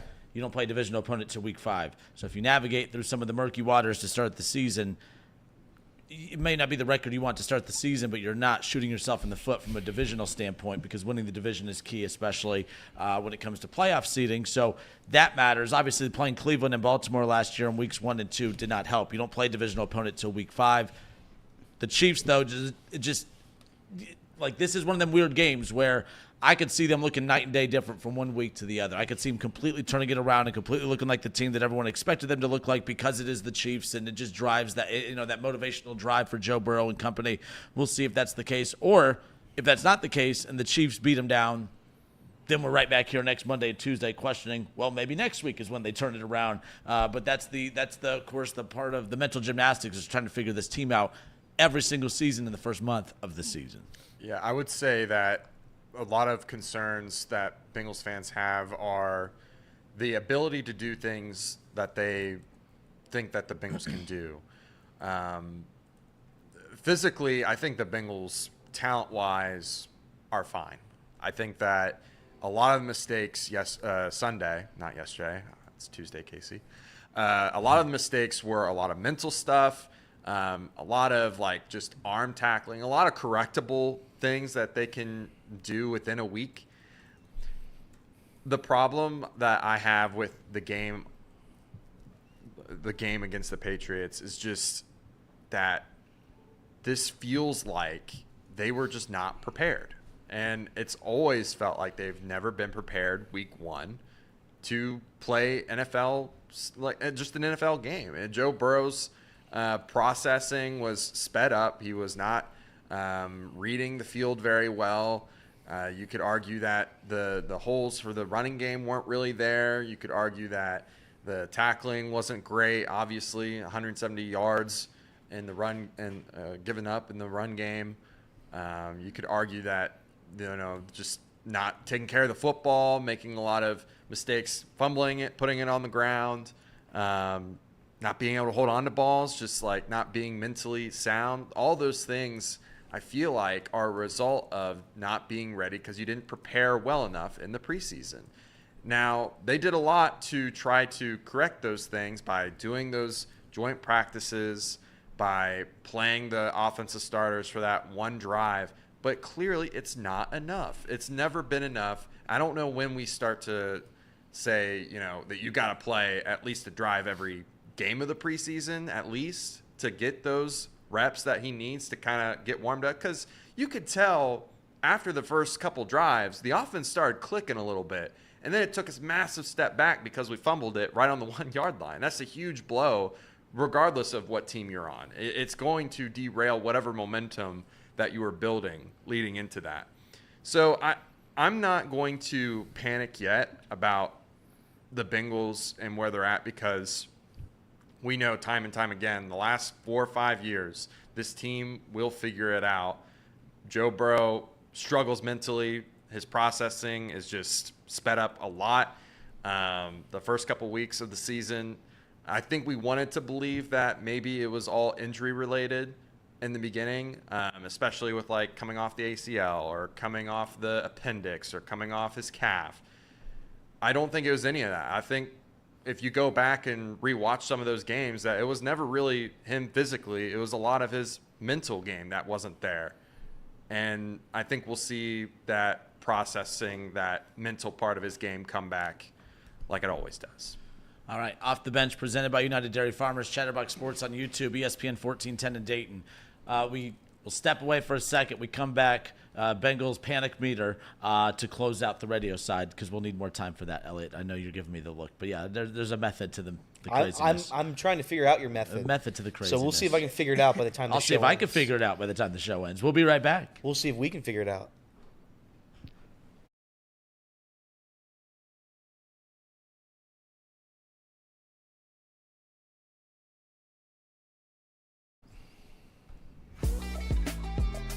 All right, the Bengals lose to the Patriots week 1 of the NFL season, of course, and there's been way more than 24 hours now to kind of let it digest, to kind of let you calm down a little bit. Not as emotional today as you were yesterday, an instant reaction to the Bengals loss against the Patriots. But there seems to be a lot. Everyone has various and different opinions of who's to blame. Was it the distraction of the Jamar Chase contract negotiations that wore this team down? Was it the health of Joe Burrow, the mental side of Joe Burrow? Was it Zac Taylor and the play calling, the defense not being very good, overlooking the Patriots? What was it? We're going to kind of comb through some of the excuses or some of the reasons for why we think the Bengals could have got upset in that week 1. We're going to play a little game called the Panic Meter on a scale of 1 to 10 for each subject that we throw at you. How much on a scale of 1 to 10 should we be panicking about the Cincinnati Bengals in this particular case? Casey, I don't know how you have these set up. Is it in the order that I sent? Okay. So pop the first one up on the screen to make sure it is the first one that I sent you, just to be clear. Okay, cool. As far as panic meter is concerned, a lot of people blaming Zac Taylor. A lot of people looking at Zac Taylor and the play calling and saying that played a huge role in the Cincinnati Bengals struggles on Sunday. And it's not just the struggles on Sunday. It seems to be something about September. Zac Taylor knows football starting in October, and then he doesn't know anything about football at the end of August. It's just something about September. Apparently, you fans think he doesn't know football in the month of September. I am curious, on a scale of 1 to 10, the panic meter is at what level for you? On a scale of 1 to 10, when it comes to Zac Taylor and the play calling, where's the panic meter set for you? We'll start with Jacob. I'll go 6. I'm going to go above halfway, not really panicking too much yet. Zach always figures it out. Am I annoyed that this is a reoccurring issue in week 1, week 2? Absolutely. The slow starts are absolutely annoying, and I think the people that are calling for his job are equally as annoying, though. I think he's proven that he's been able to win and get this team to a point that it's never been at before, and at some point, he does need to change his philosophy offensively, or his off-season philosophy, or whatever it is that causes this team to start slow at the beginning of the season. He needs to change that, but you also have to grade coaches by results, and the first 2 weeks of the season are not the results I'm talking about. The results I'm talking about are when you have a healthy quarterback, what are you able to do with the roster, and what he's been able to do so far is lead this team to a Super Bowl and to an AFC championship. So I'm at a 6. I think if we turn around and beat the Chiefs, I'm back to a 0. I was probably at a 1 or 2 coming into the season. My opinions on Zac Taylor are incredibly fickle. It's going to be a week-to-week basis, and I'm going to try to never call for his job. I think I did on the post-game show, but that's an immediate reaction. I get a pass. Thinking about it again, looking through some of the plays, it wasn't nearly as conservative of play calling as I thought watching the game the first time, even though it was still conservative, but there were shots that were called that just weren't executed. And I think Zach was trying. Definitely a little bit of a worry. And I don't want to keep just pushing it off till next year and saying, oh, well, if we start slow again, let's have the conversation. Well, we will start slow again. Right. We will. But I think we're going to see how this season goes. And at the end of this season, we'll have a conversation, whether that's we bounced back from a terrible week 1 loss, and we made the Super Bowl or whatever else, or starting slow, handicap this team for the rest of the year. However that goes, I think this is a sort of make or break year for Zac Taylor. Not in terms of his job, but in terms of fan appearance and everything like that. Whatever the spread is next year, week 1, I'm going to take money line. I'm going to take spread, alt spread. The other team, I'm going to bet so much money on the other team, whoever plays the Bengals in week 1, that it's going to be scary. 1-5 under Zac Taylor. Again, Zac Taylor, let's give Zac Taylor some credit. He has given me probably the happiest moment in my sports fandom. Getting to a Super Bowl I don't know if I'll ever top that. I really don't. Because I don't know if we'll ever go back again. I hope we do. I believe we do. But I don't know if we do. So until I see that, as of right now, Zac Taylor has given me the happiest moment in my entire sports fandom. Saying that, I was never a big Zac Taylor guy. I'm not advocating for the Bengals to get rid of him yet. But as of right now, yeah, I'm concerned. I'm going to say this is a 7.5 for me. 7.5 out of 10. No rookie scores. I'm going to cheat a little bit because regular season Zac Taylor is a 0. Preseason Zac Taylor is like a all-time 10 because this is just ridiculous at this point. You got to get your team ready. I don't care how you do it. You got to, I guess, just risk getting hurt at some point. It's football. Play a drive every preseason game. Get those guys ready. Do whatever you got to do to get them ready because this is embarrassing. This is unacceptable. 1-5 in the first week of your entire career, that's terrible. Haven't scored a point in the first half. Yeah. Or haven't scored a touchdown in the first half since 2021. I mean, that's ridiculous. It's ridiculous. And like I said, I cheated a little bit and said regular season I'm not worried at all. It's kind of what Jacob said. I mean, it was, yes, a conservative play calling. And hindsight, you would probably not want to run the ball as much as you did the first couple drives. But clearly they knew that Joe needed to get warmed up, needed to get ready. Think about the first drop back. It was a strip sack. Like, let's not kill him for how they, and to be clear, Zac Taylor I don't think calls the plays anymore. I do believe that it's Dan Pitcher that calls the plays. But play calling in general, I do think that it'll be fine. I think there's plenty of opportunities for the Bengals to win that ball game, to make explosive plays. They just weren't executed. So I'm not worried about Zac Taylor and play calling whatsoever. I'd put it at a 5 with Zach only because we talk all the time about how Joe Burrow has so much power. If Joe Burrow truly felt that playing more preseason snaps would help him, then why isn't he going up to Zac Taylor and saying, he totally ignores an owner when they say, hey, we don't want you to play because you're injured. He does whatever the hell he wants, but that's up to the coach, whether or not I play in preseason or not. Bottom line is Zac Taylor, I'm going to give a 5 because, yes, at the end of the day, you're the head coach and the results are always going to fall back on you. But at a certain point, Joe Burrow, get your act together. I don't give a rip about your calf or your little pinky or anything like that. Like, at some point, you're $55 million a year. You got to go out and perform, too. Like, it can't all be on Zac Taylor. It's not like Joe Burrow's a robot that's just plugged in entire offseason and it's up to Zac Taylor to program him. I mean, at a certain point, Joe Burrow, he has a responsibility to go out there and perform at a high level as well to help this team win games in September. Obviously, we know he's an MVP caliber quarterback once he does get it going. Yes, Zac Taylor is to blame for some of these slow starts. But again, the head coach and the quarterback, those are the main two pieces that always get all the credit and all the blame for everything. It can't just be Zac Taylor getting all the blame for this. And you do it too. I heard Casey a little bit, well, Joe Burrow, just a little mental side of things. He just has to get that together. You say it just so as a matter of fact, but Zac Taylor got to get his blank together. He has to get it. Put that same energy, Casey, on your quarterback, Joe Burrow. I would never tolerate that from my quarterback. Well, I'm like halfway there with you on that because it is a little tired seeing Joe struggle week to week, not week to week, every beginning of the season like this because it's just tired. It's the whole getting blown out week one is tired. It's getting really tired. I would like this team to be able to make a strong case or put together a strong season where they can actually run the playoffs through Cincinnati. That is the key to getting to a Super Bowl is running the playoffs through your city. It's just tired. I am getting to that point with Joe, but I'm giving him a little bit of a pass because I know what he will do. He's done it time and time again. He will figure it out. And part of it is, just getting those reps. And who's in charge of giving him those reps? It's Zac Taylor. Zac Taylor's in charge of giving him those reps in the preseason. So that's why I put more blame on Zac. Jamar Chase, second in the league, minimum 3 targets via next-gen stats on average separation on his routes ran. 4.4 yards of average separation on Jamar Chase's routes ran on Sunday against the Patriots. And that, to me, goes back to Burrow. Well, so pause that because the next one on the panic meter. No, this is good. Like, I got you. I'm going literally right back to you on this. I want to hear you finish that point, but that brings up a perfect segue into the next part of the panic meter. Scale of 1 to 10 after what you saw from Joe Burrow, whether it's his health, whether it's his overall performance this past Sunday. Panic meter, not being the season's ending, but how concerned are you after Joe Burrow's performance? Because in the past, it's been always injury-related, not participating or even practicing in camp. He practiced the entire camp this time. He wasn't out with any injury. He was actually billed 100% before the first practice. I remember that was one of the headlines we talked about.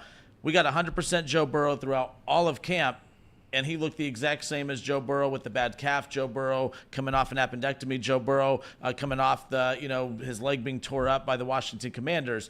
So resume that on a scale of 1 to 10. Where's Joe Burrow fall on your panic meter after week 1? Higher than I ever thought he would this season, if I'm going to be honest. And I don't know if it's physical limitations with the wrist or if it's a mental block or if it just wasn't open on Sunday when he was looking at it. Because obviously with the All-22 and all the different angles you can watch film at, you can watch every play long enough that a guy gets open. So yeah. You have to – maybe he went through his reads quicker or whatever else. It was his first regular season snap in 10 months. Like, he's going to be sped up to a degree. I know Rodgers started fast, but his first regular season game in a long time, he certainly didn't look 100% last night either. I think that's just part of it, to get back up to speed playing regular season football. And could the preseason have helped? Yeah. But that's still not the regular season. I think you would see a lot of the same issues, though we maybe would have had enough improvement to win a football game like that. I think you'd see a lot of the same issues be present in week 1, even if they did play the preseason, just because the speed is so much different. I don't know. Like I said, I don't know if it's health or scheme or if he was so sped up or whatever else. But Elliott pointed out yesterday that it was the third lowest amount of pressures he's ever had in his career. Jamar Chase, one of the most separation of any receivers in the entire NFL this last week, and we don't take any shots downfield. And now watching the other angles back, it's not because of a lack of play calling. It's because of a lack of willingness to throw the ball deep. Part of Joe Burrow's greatness, and it's what I said about what made Drew Aller so questionable at Penn State this year, is he's not willing to take risks. Joe Burrow was always willing to take risks. That's what made him great. He throws the ball in tiny windows. He throws the ball deep, rolling out, and he makes plays that no other quarterback is willing to make, and that's why he's so good, and that's why the Bengals are so good. He wasn't taking any risks yesterday, and that's why you get 21 completions on less than 30 attempts for less than 200 yards. It's because you're checking the ball down the whole time, and I think that was, whether it was mental or physical, I don't know which one I would rather, because either way, I think it's really, really scary, and I hope he just turns around this week and he's really good, and there's nothing to worry about. Joe Burrow had a really bad game, and I know you can't say that publicly on Twitter or anywhere, because if you say Joe Burrow had a bad game, then 90% of Bengals fans will come at you and say, look what he did. He got us to a Super Bowl. And it's great. We can all be positive Bengals fans while also mentioning that he looked bad. He didn't look good against the Patriots for every reason that Jacob just said. He wasn't being pressured. You can't blame the offensive line. Guys were open downfield. You can't blame the wide receivers. You can blame Tanner Hudson. That's a point. You can blame Tanner Hudson. But outside of that, he was able to make plays and he didn't. So yeah, I'm concerned about his health. I'm concerned about I don't know if it's his health or if it's his mental well-being. I don't know what I'm concerned about. But I'm going to lump it all together. I'm going to say I'm probably at a 5 or a 6 because what I saw yesterday wasn't acceptable, or Sunday, excuse me. It wasn't the Joe Burrow that we've come to know and love. I see. Three completions longer than 10 yards. 3. I see. So Craig, and it's kind of repeated what you said in all capital letters. Don't forget, Burrow hasn't played a regular season snap in 10 months. Well, quarterbacks who miss the playoffs, they don't play a game in January. They don't take a regular season snap till September. They haven't taken a regular season snap in 8 months. Is the difference between 10 months and 8 months that drastic of a difference? Aaron Rodgers didn't. I mean, it was a lot longer than 10 months for him. I thought he looked very solid last night. Obviously, room to grow. That offensive line for the Jets actually blocked better for him last night than I thought that they would. I was waiting for him to get eat up. I was very surprised by that. My ADD took over there. Let's go back to this. But Joe Burrow's going to be fine at the end of the day. He's going to be fine at the end of the day because he does this every single year. I know everyone that's why I was kind of defending Zac Taylor a little bit, because if Zac's going to get a lot of the fingers pointed at him, head coach / QB kind of go hand in hand in this particular situation. Because let's be clear, if Joe Burrow, if he finds ways to connect on some of those passes in the scheme that Zac Taylor drew up on Sunday, is Zac Taylor all of a sudden a bum coach on Monday and today? No, he's, so it goes hand in hand. Yes, Zac Taylor has a responsibility as a head coach and drawing up the game plan. Joe Burrow has the responsibility of going out and executing it. They did not. And to be fair, you guys are at least saying that. So, nonetheless. But Casey, what were you going to say? I mean, no, I'm with you. It is kind of a joint problem for both Zac and Joe. Because, I mean, I'm sure Joe said that he's great, that he's feeling fine, that he doesn't probably need those extra reps during the preseason as well. So I don't know. It's a weird conundrum here, because that there's a pattern and you're trying to break the pattern. You did more this year than you ever did to try to break the pattern. You don't, and you still start off slow. For Joe Burrow himself, I have two answers to this, because I think for this week I am at a 10 for this week going into Kansas City, because you need if you want to have the number 1 seed, you have to win this game. You have to win this game against Kansas City. If you don't, you're not going to have the tiebreaker. It's going to be that much harder to get the number 1 seed. That being said, I don't think that it's something to be concerned with in the long run, because I do think that he will figure it out. They'll be in playoff contention moving forward once he figures it out. So in one sense, I'm with you. I do worry about Joe Burrow and his mental. I'm not so sure about the risk just yet. I'm going to lump the two together just like Elliott did. It does concern me, but I think what we saw against the Patriots was not really physical limitation. It was more the mental stuff. He was just panicking a lot. He was just folding under non-existent pressure, which is just very weird. Like, he wasn't trying to run out of the pocket a lot. He wasn't trying to extend plays.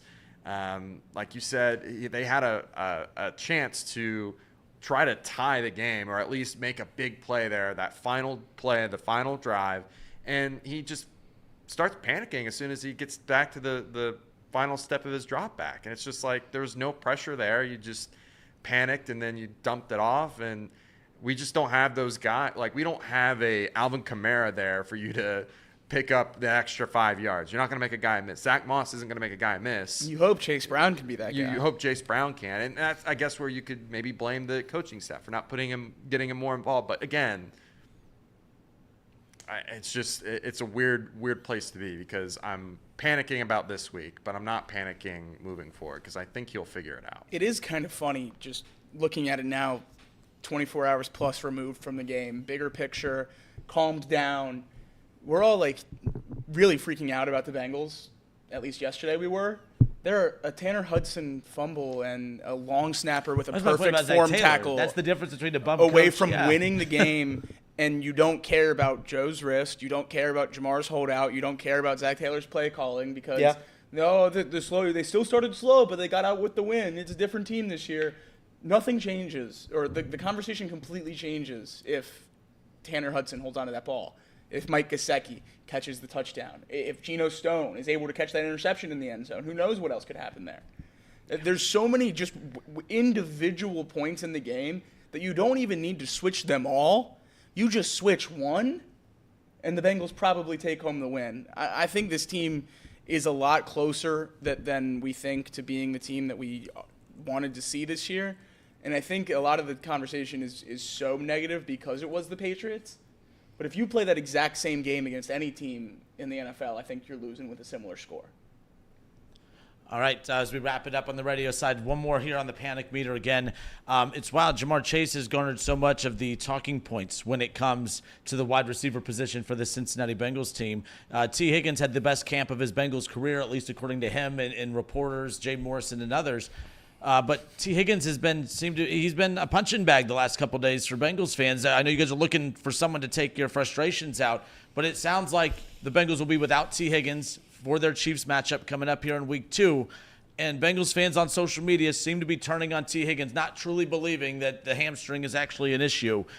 On a scale of 1 to 10, what is the panic meter rating that you have for this T. Higgins hamstring situation? I'm coming in probably like a 13 or 14. Oh, yeah, wow. That's pretty good. Right about a 13 or a 14 for me out of 10. Yeah, I quite literally could not be more nervous about this. I don't know when we're going to see T. Higgins again. He's doubtful, probably out for the Week 2 game against the Chiefs, and this comes after the last time we heard him talk. Yep. He said he feels the best he's ever felt, and he's ready to put on a show in Week 1, and then doesn't even practice after that point.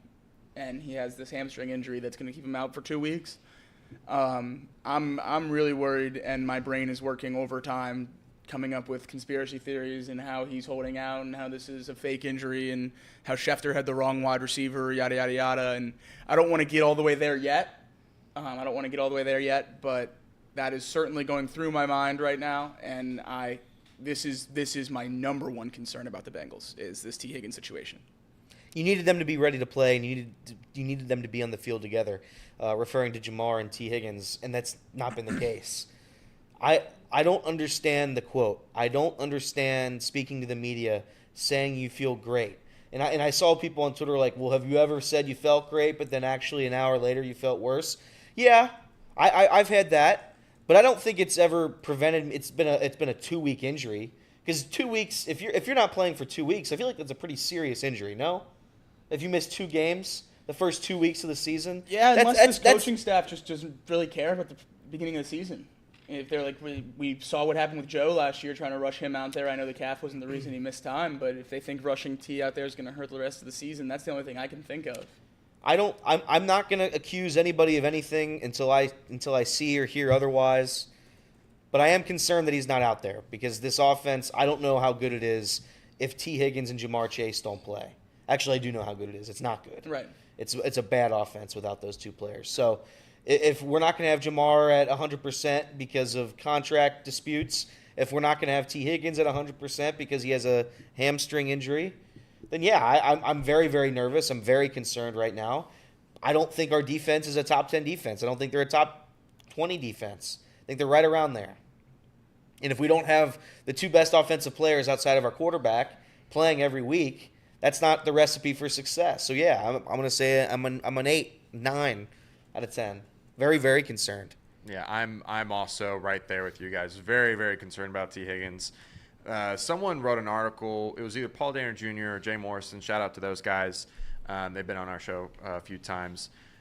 They wrote an article about when Jamar Chase is not on the field and T. Higgins is on the field, and they wrote when T. Higgins is off the field and Jamar is on the field, and the offense struggles when T is not on the field. It struggles mightily. It struggles more than when Jamar is not on the field. So that being said, you just wish that you were at full strength versus the Chiefs. You wish that you could have both guys out there, because it gives you your best chance to win. It's not even just like T. Higgins' hamstring. It's just like, not just that. It's the whole rookie class being hurt. Like, you're banking on Amarius Mims being a contributor. You're banking on Chris Jenkins being a contributor, and McKinley Jackson. You're missing out on those guys. Injuries as a whole for this team have been really brutal here to start the season. And that's something we haven't really touched on a whole lot. But the injuries right now have been killer. I would say that it's a very, very massive issue right now. I'm at a 10 out of 10 on the panic meter. You just, like I said, you wish you would be at full strength versus the number one potential seed in the AFC. 1 out of 10 on the panic meter of his hamstring.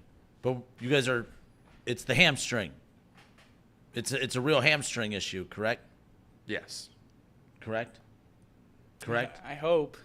Because that's what people are doing. And here's where I'm going to come to the defense of T. Higgins. If it is, he played it perfect. He played it perfect, but Jamar's doing the same thing, except he's worse. Because Jamar is doing this whole, like, will I play? Will I not play? I don't know. I had some food poisoning over the weekend. I don't know. I stubbed my toe. Jamar Chase is more of a headache than T. Higgins at this point, if this is the case. There is a good pocket of Bengals fans, at least on social media, that are questioning T. Higgins' hamstring issues, because it was just out of nowhere, this hamstring thing all of a sudden became so bad. He missed last week, and it was just announced early that not like a game time decision or questionable. I mean, he's just most likely out for game 2 against the Chiefs. Fans are being very loud about T. Higgins. I'm like, but it's the same thing Jamar's doing. It's literally the same thing. By the way, what is the status for Jamar on Sunday? I mean, he said willing to play without a contract, but he was a game-time decision on Sunday. Is he a game-time decision this Sunday? Like, do we know what's going on with Jamar Chase at this point, I guess is the question. I guess technically no. I guess technically not. I think we all just assume he's going to play because he played week 1. But, yeah, I mean, who knows? I guess that's a good point to make. I hadn't thought of that so far. I guess there certainly is a chance he doesn't play this week. Well, that goes into the next. Well, we'll take this one to the off-radio side, but we're out of time on the radio side. ESPN 1410 in Dayton, the Kinner and Kev show coming up next. I know, more Kinner. But that wraps it up for us on the radio side in Dayton. Kinner and Kev show coming up next. This has been Off the Bench presented by United Dairy Farmers.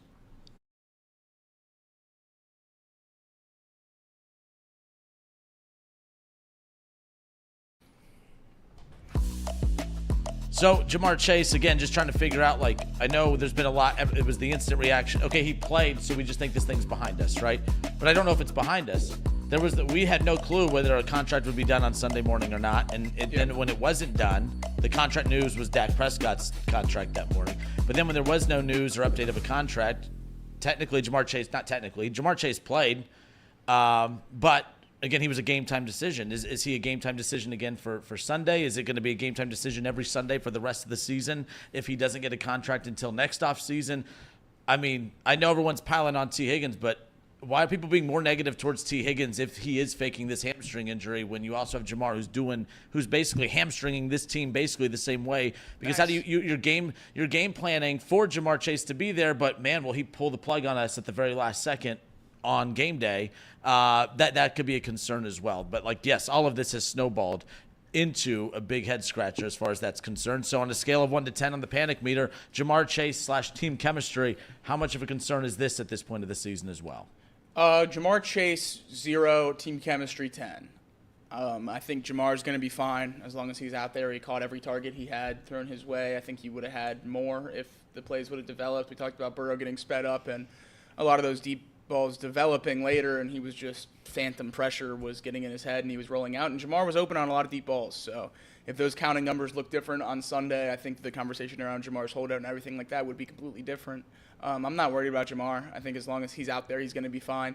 I am incredibly worried about how he affects the team. I do wonder if this T. Higgins thing is not a true hamstring injury, if Jamar's holdout had anything to do with that, if conversations with him regarding contract negotiations or anything had anything to do with that, and you have to think that they might have. I'm still going to believe that it's a hamstring injury for T, and Jamar had food poisoning until we figure out, beyond a shadow of a doubt that that's not true.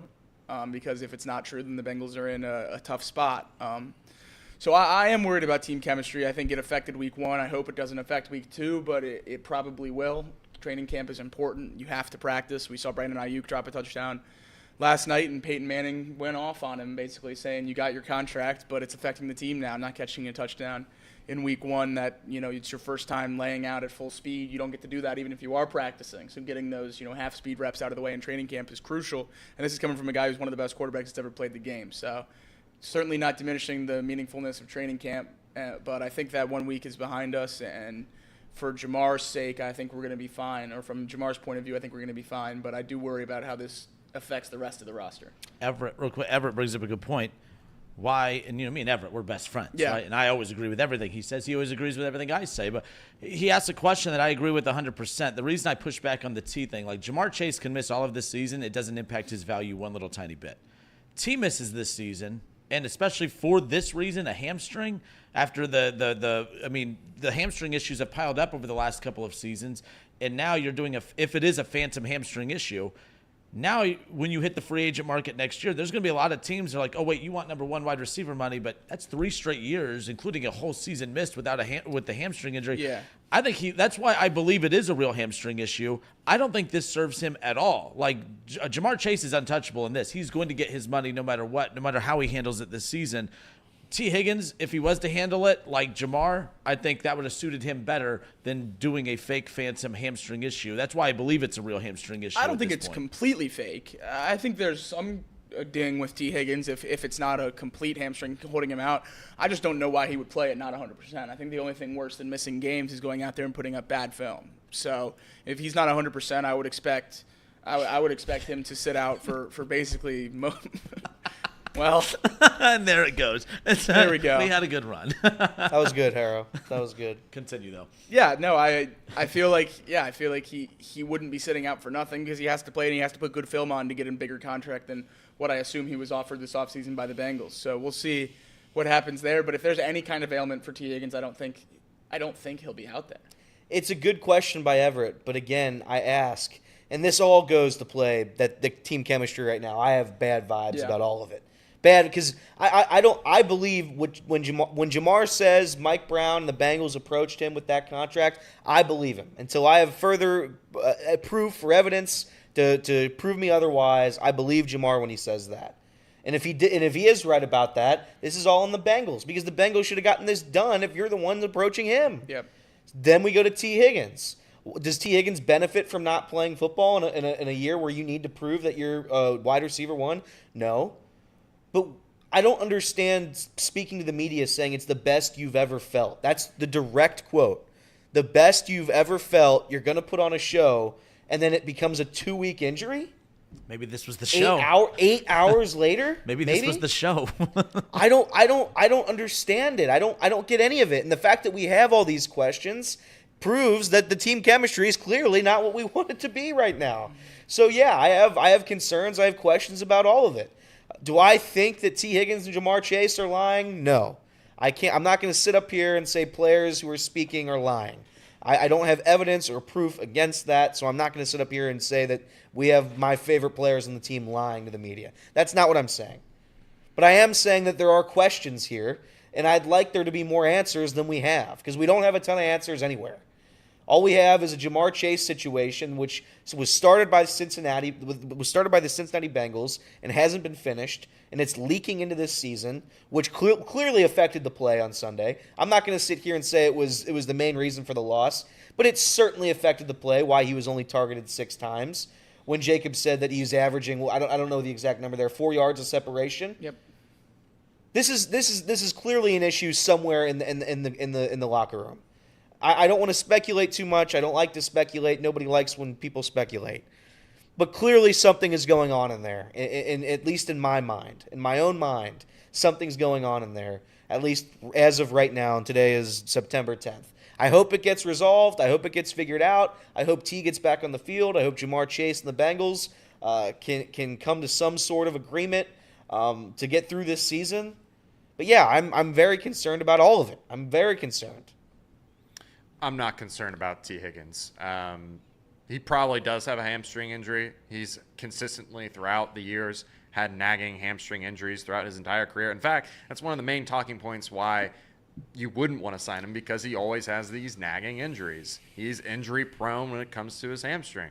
So I would think that he would want to be out there playing if he was healthy, because that's one of the talking points when talking about T. Higgins is, why would you give him a contract when he's hardly ever on the field? The Jamar Chase situation, I'm not really concerned about that either. Just listening to some of the press conference interviews and things like that, it feels like the team itself has all taken accountability about what happened against the Patriots. They all had separate issues amongst themselves. Like you said, we listed all of them. Gesicki not catching the ball, the Tanner Hudson fumble, Geno Stone not catching an interception, Cam Taylor-Britt not bringing a guy down tackling. Like the whole team's responsible for what happened on Sunday. That's why I think that the team chemistry is not an issue, because I think they all realize that they need to take accountability for their actions and their play on the field. So we just said that there was a long list of players that didn't play well as a team. Do we think that changes against the Chiefs? We think they all play better? Well, when we say team chemistry, are we talking about play on the field, or are we talking about, is it a distraction? I'm talking about distractions. Yeah, I don't think it's a distraction. I think that their play on the field could still be bad, but I think that in terms of, is it causing them a distraction that Jamar Chase's contract isn't figured out? Is it a distraction that T. Higgins might be faking an injury, which I doubt he's faking an injury, guys. I just don't. I don't. Buy I'm not that. saying. I'm not. I Nobody. don't buy that. Nobody in here is saying he's faking an injury. I find it very. Do the quote when he says, "I'm the healthiest I've ever been," and then 8 hours later he's gone for 2 weeks. That doesn't raise any questions. But you're saying he's not faking it. But then what do you question? I'm just asking a question. I'm posing is a question. What's I'm not the going answer? I'm not going to accuse it. I'm not going to accuse it. But you can understand. You can understand the questions. I don't think it's wrong to have questions about that quote. You think his teammates are asking questions, is what you're saying? I think there's something going on. Everyone should be asking. I think something's going on in there that we don't know about, and we probably will never know about. But yes, I think there's something probably in that locker room that is maybe not great right now. So it goes back to our conversation Without speculating. with Trey Wingo. I don't speculate. Does this go back to our conversation with Trey Wingo?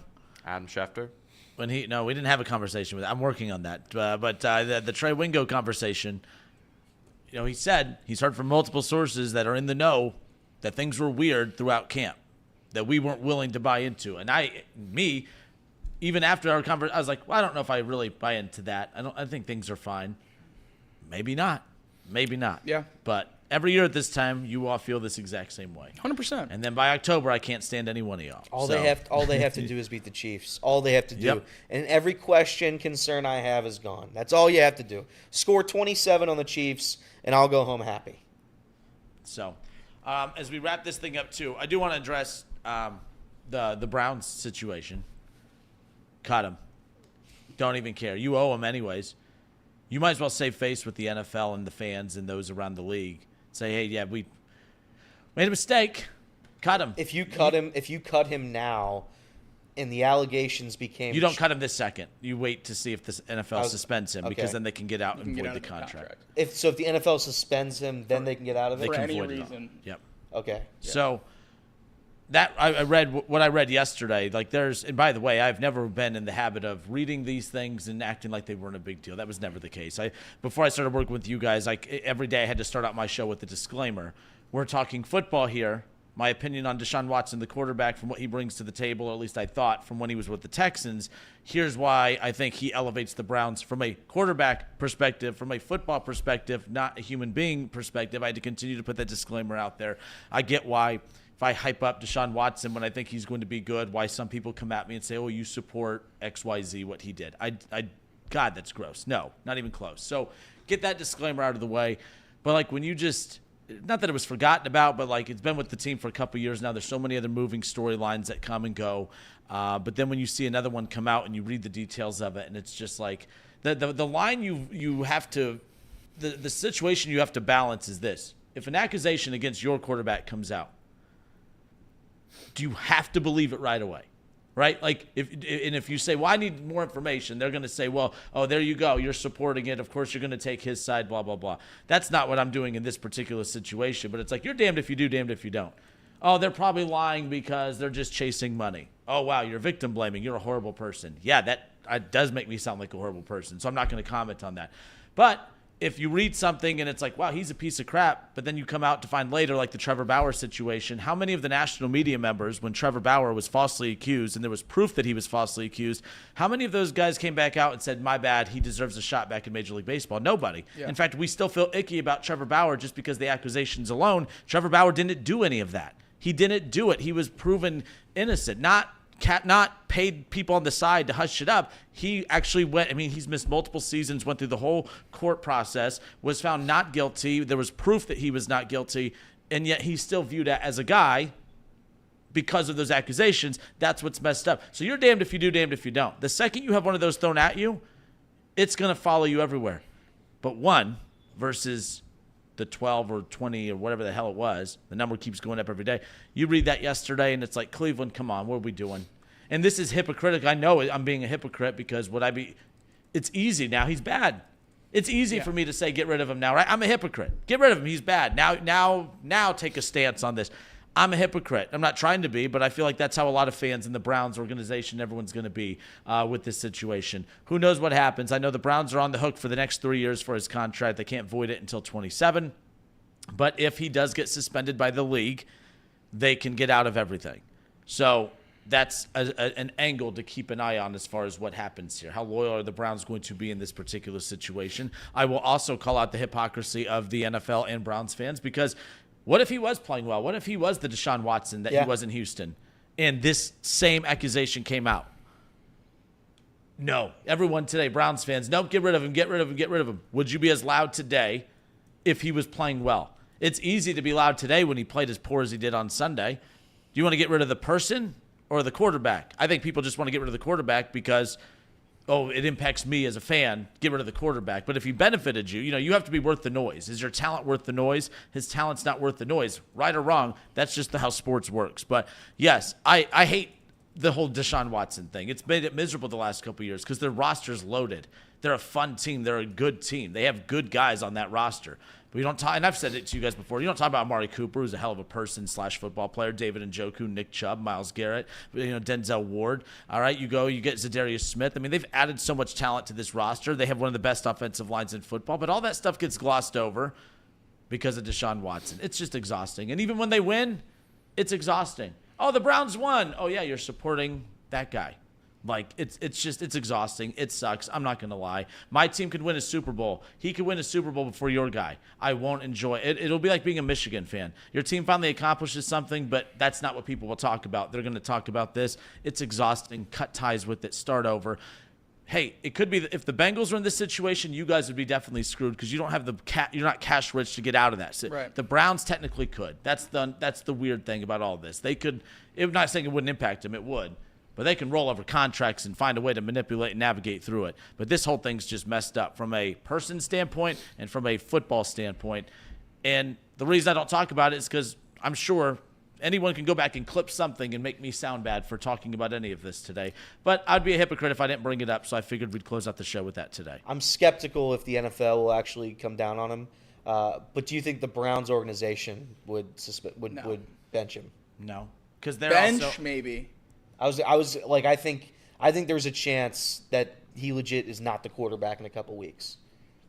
Not suspended. Like, he'll be on the sideline. Correct. Yeah. But I think a benching would be like a team suspension. The one thing that is important that was reported from the NFL is that they are viewing this as a completely new transgression from Deshaun Watson. It's not going to be viewed as an extension of the last set of issues that was already resolved. And that was a big thing a lot of people were wondering, because obviously if that case had already been closed and they view this as an extension of that case, then there would be no chance at a suspension. But it certainly seems like that window is still open. So a lot of things to think about with Deshaun. And then obviously when he was going through the litigation of the last ordeal in Houston, he didn't play, and that wasn't a suspension. That was his own choice. And granted, that was partially a hold-in for a new contract, but you have to wonder if as these investigations and lawsuits continue, if we could see, like you suggested, a benching just to kind of get him out of the image of the franchise while all this stuff's going on through the media. And I know this doesn't sound fair. Let's say this accusation is completely BS and it's completely made up. You think this is the last one that's going to come in? Yeah. I don't think it was a coincidence after the worst game of his career that this comes out, whether it's, the people will run with those conspiracies. It's not a coincidence.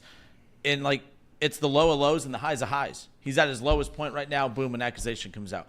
He could, he could get to the AFC Championship game, and guess what's going to come out? A couple of those accusations. Doesn't mean that they're made up, but whether they're made up or not, it doesn't matter. This will always follow the Browns. This will always follow him, and this will always follow this team. At a certain point, you got to cut ties because it's just exhausting. It's just not. You're not enjoying the winning. You're not enjoying the team. You're not enjoying anything because that's the storyline. So. Is what it is. So while you guys deal with your mess as a fan base, this is what I have to deal with my fan base. So, I like my mess a lot better than your mess. Like, oh man, my Super Bowl contending team. Will we get it right by October like we always do? What's my quarterback going to be accused of today? That's what I have to deal with. Well, I think we know what he's going to be accused of. Shut up, Jacob. All right, that's it. We're done. 30-plus accusations. They're all the same. I hate you all. I think you should focus that hate on somebody else. I said I wasn't going to do Deshaun Watson today. I tried not to. I wasn't going to do it.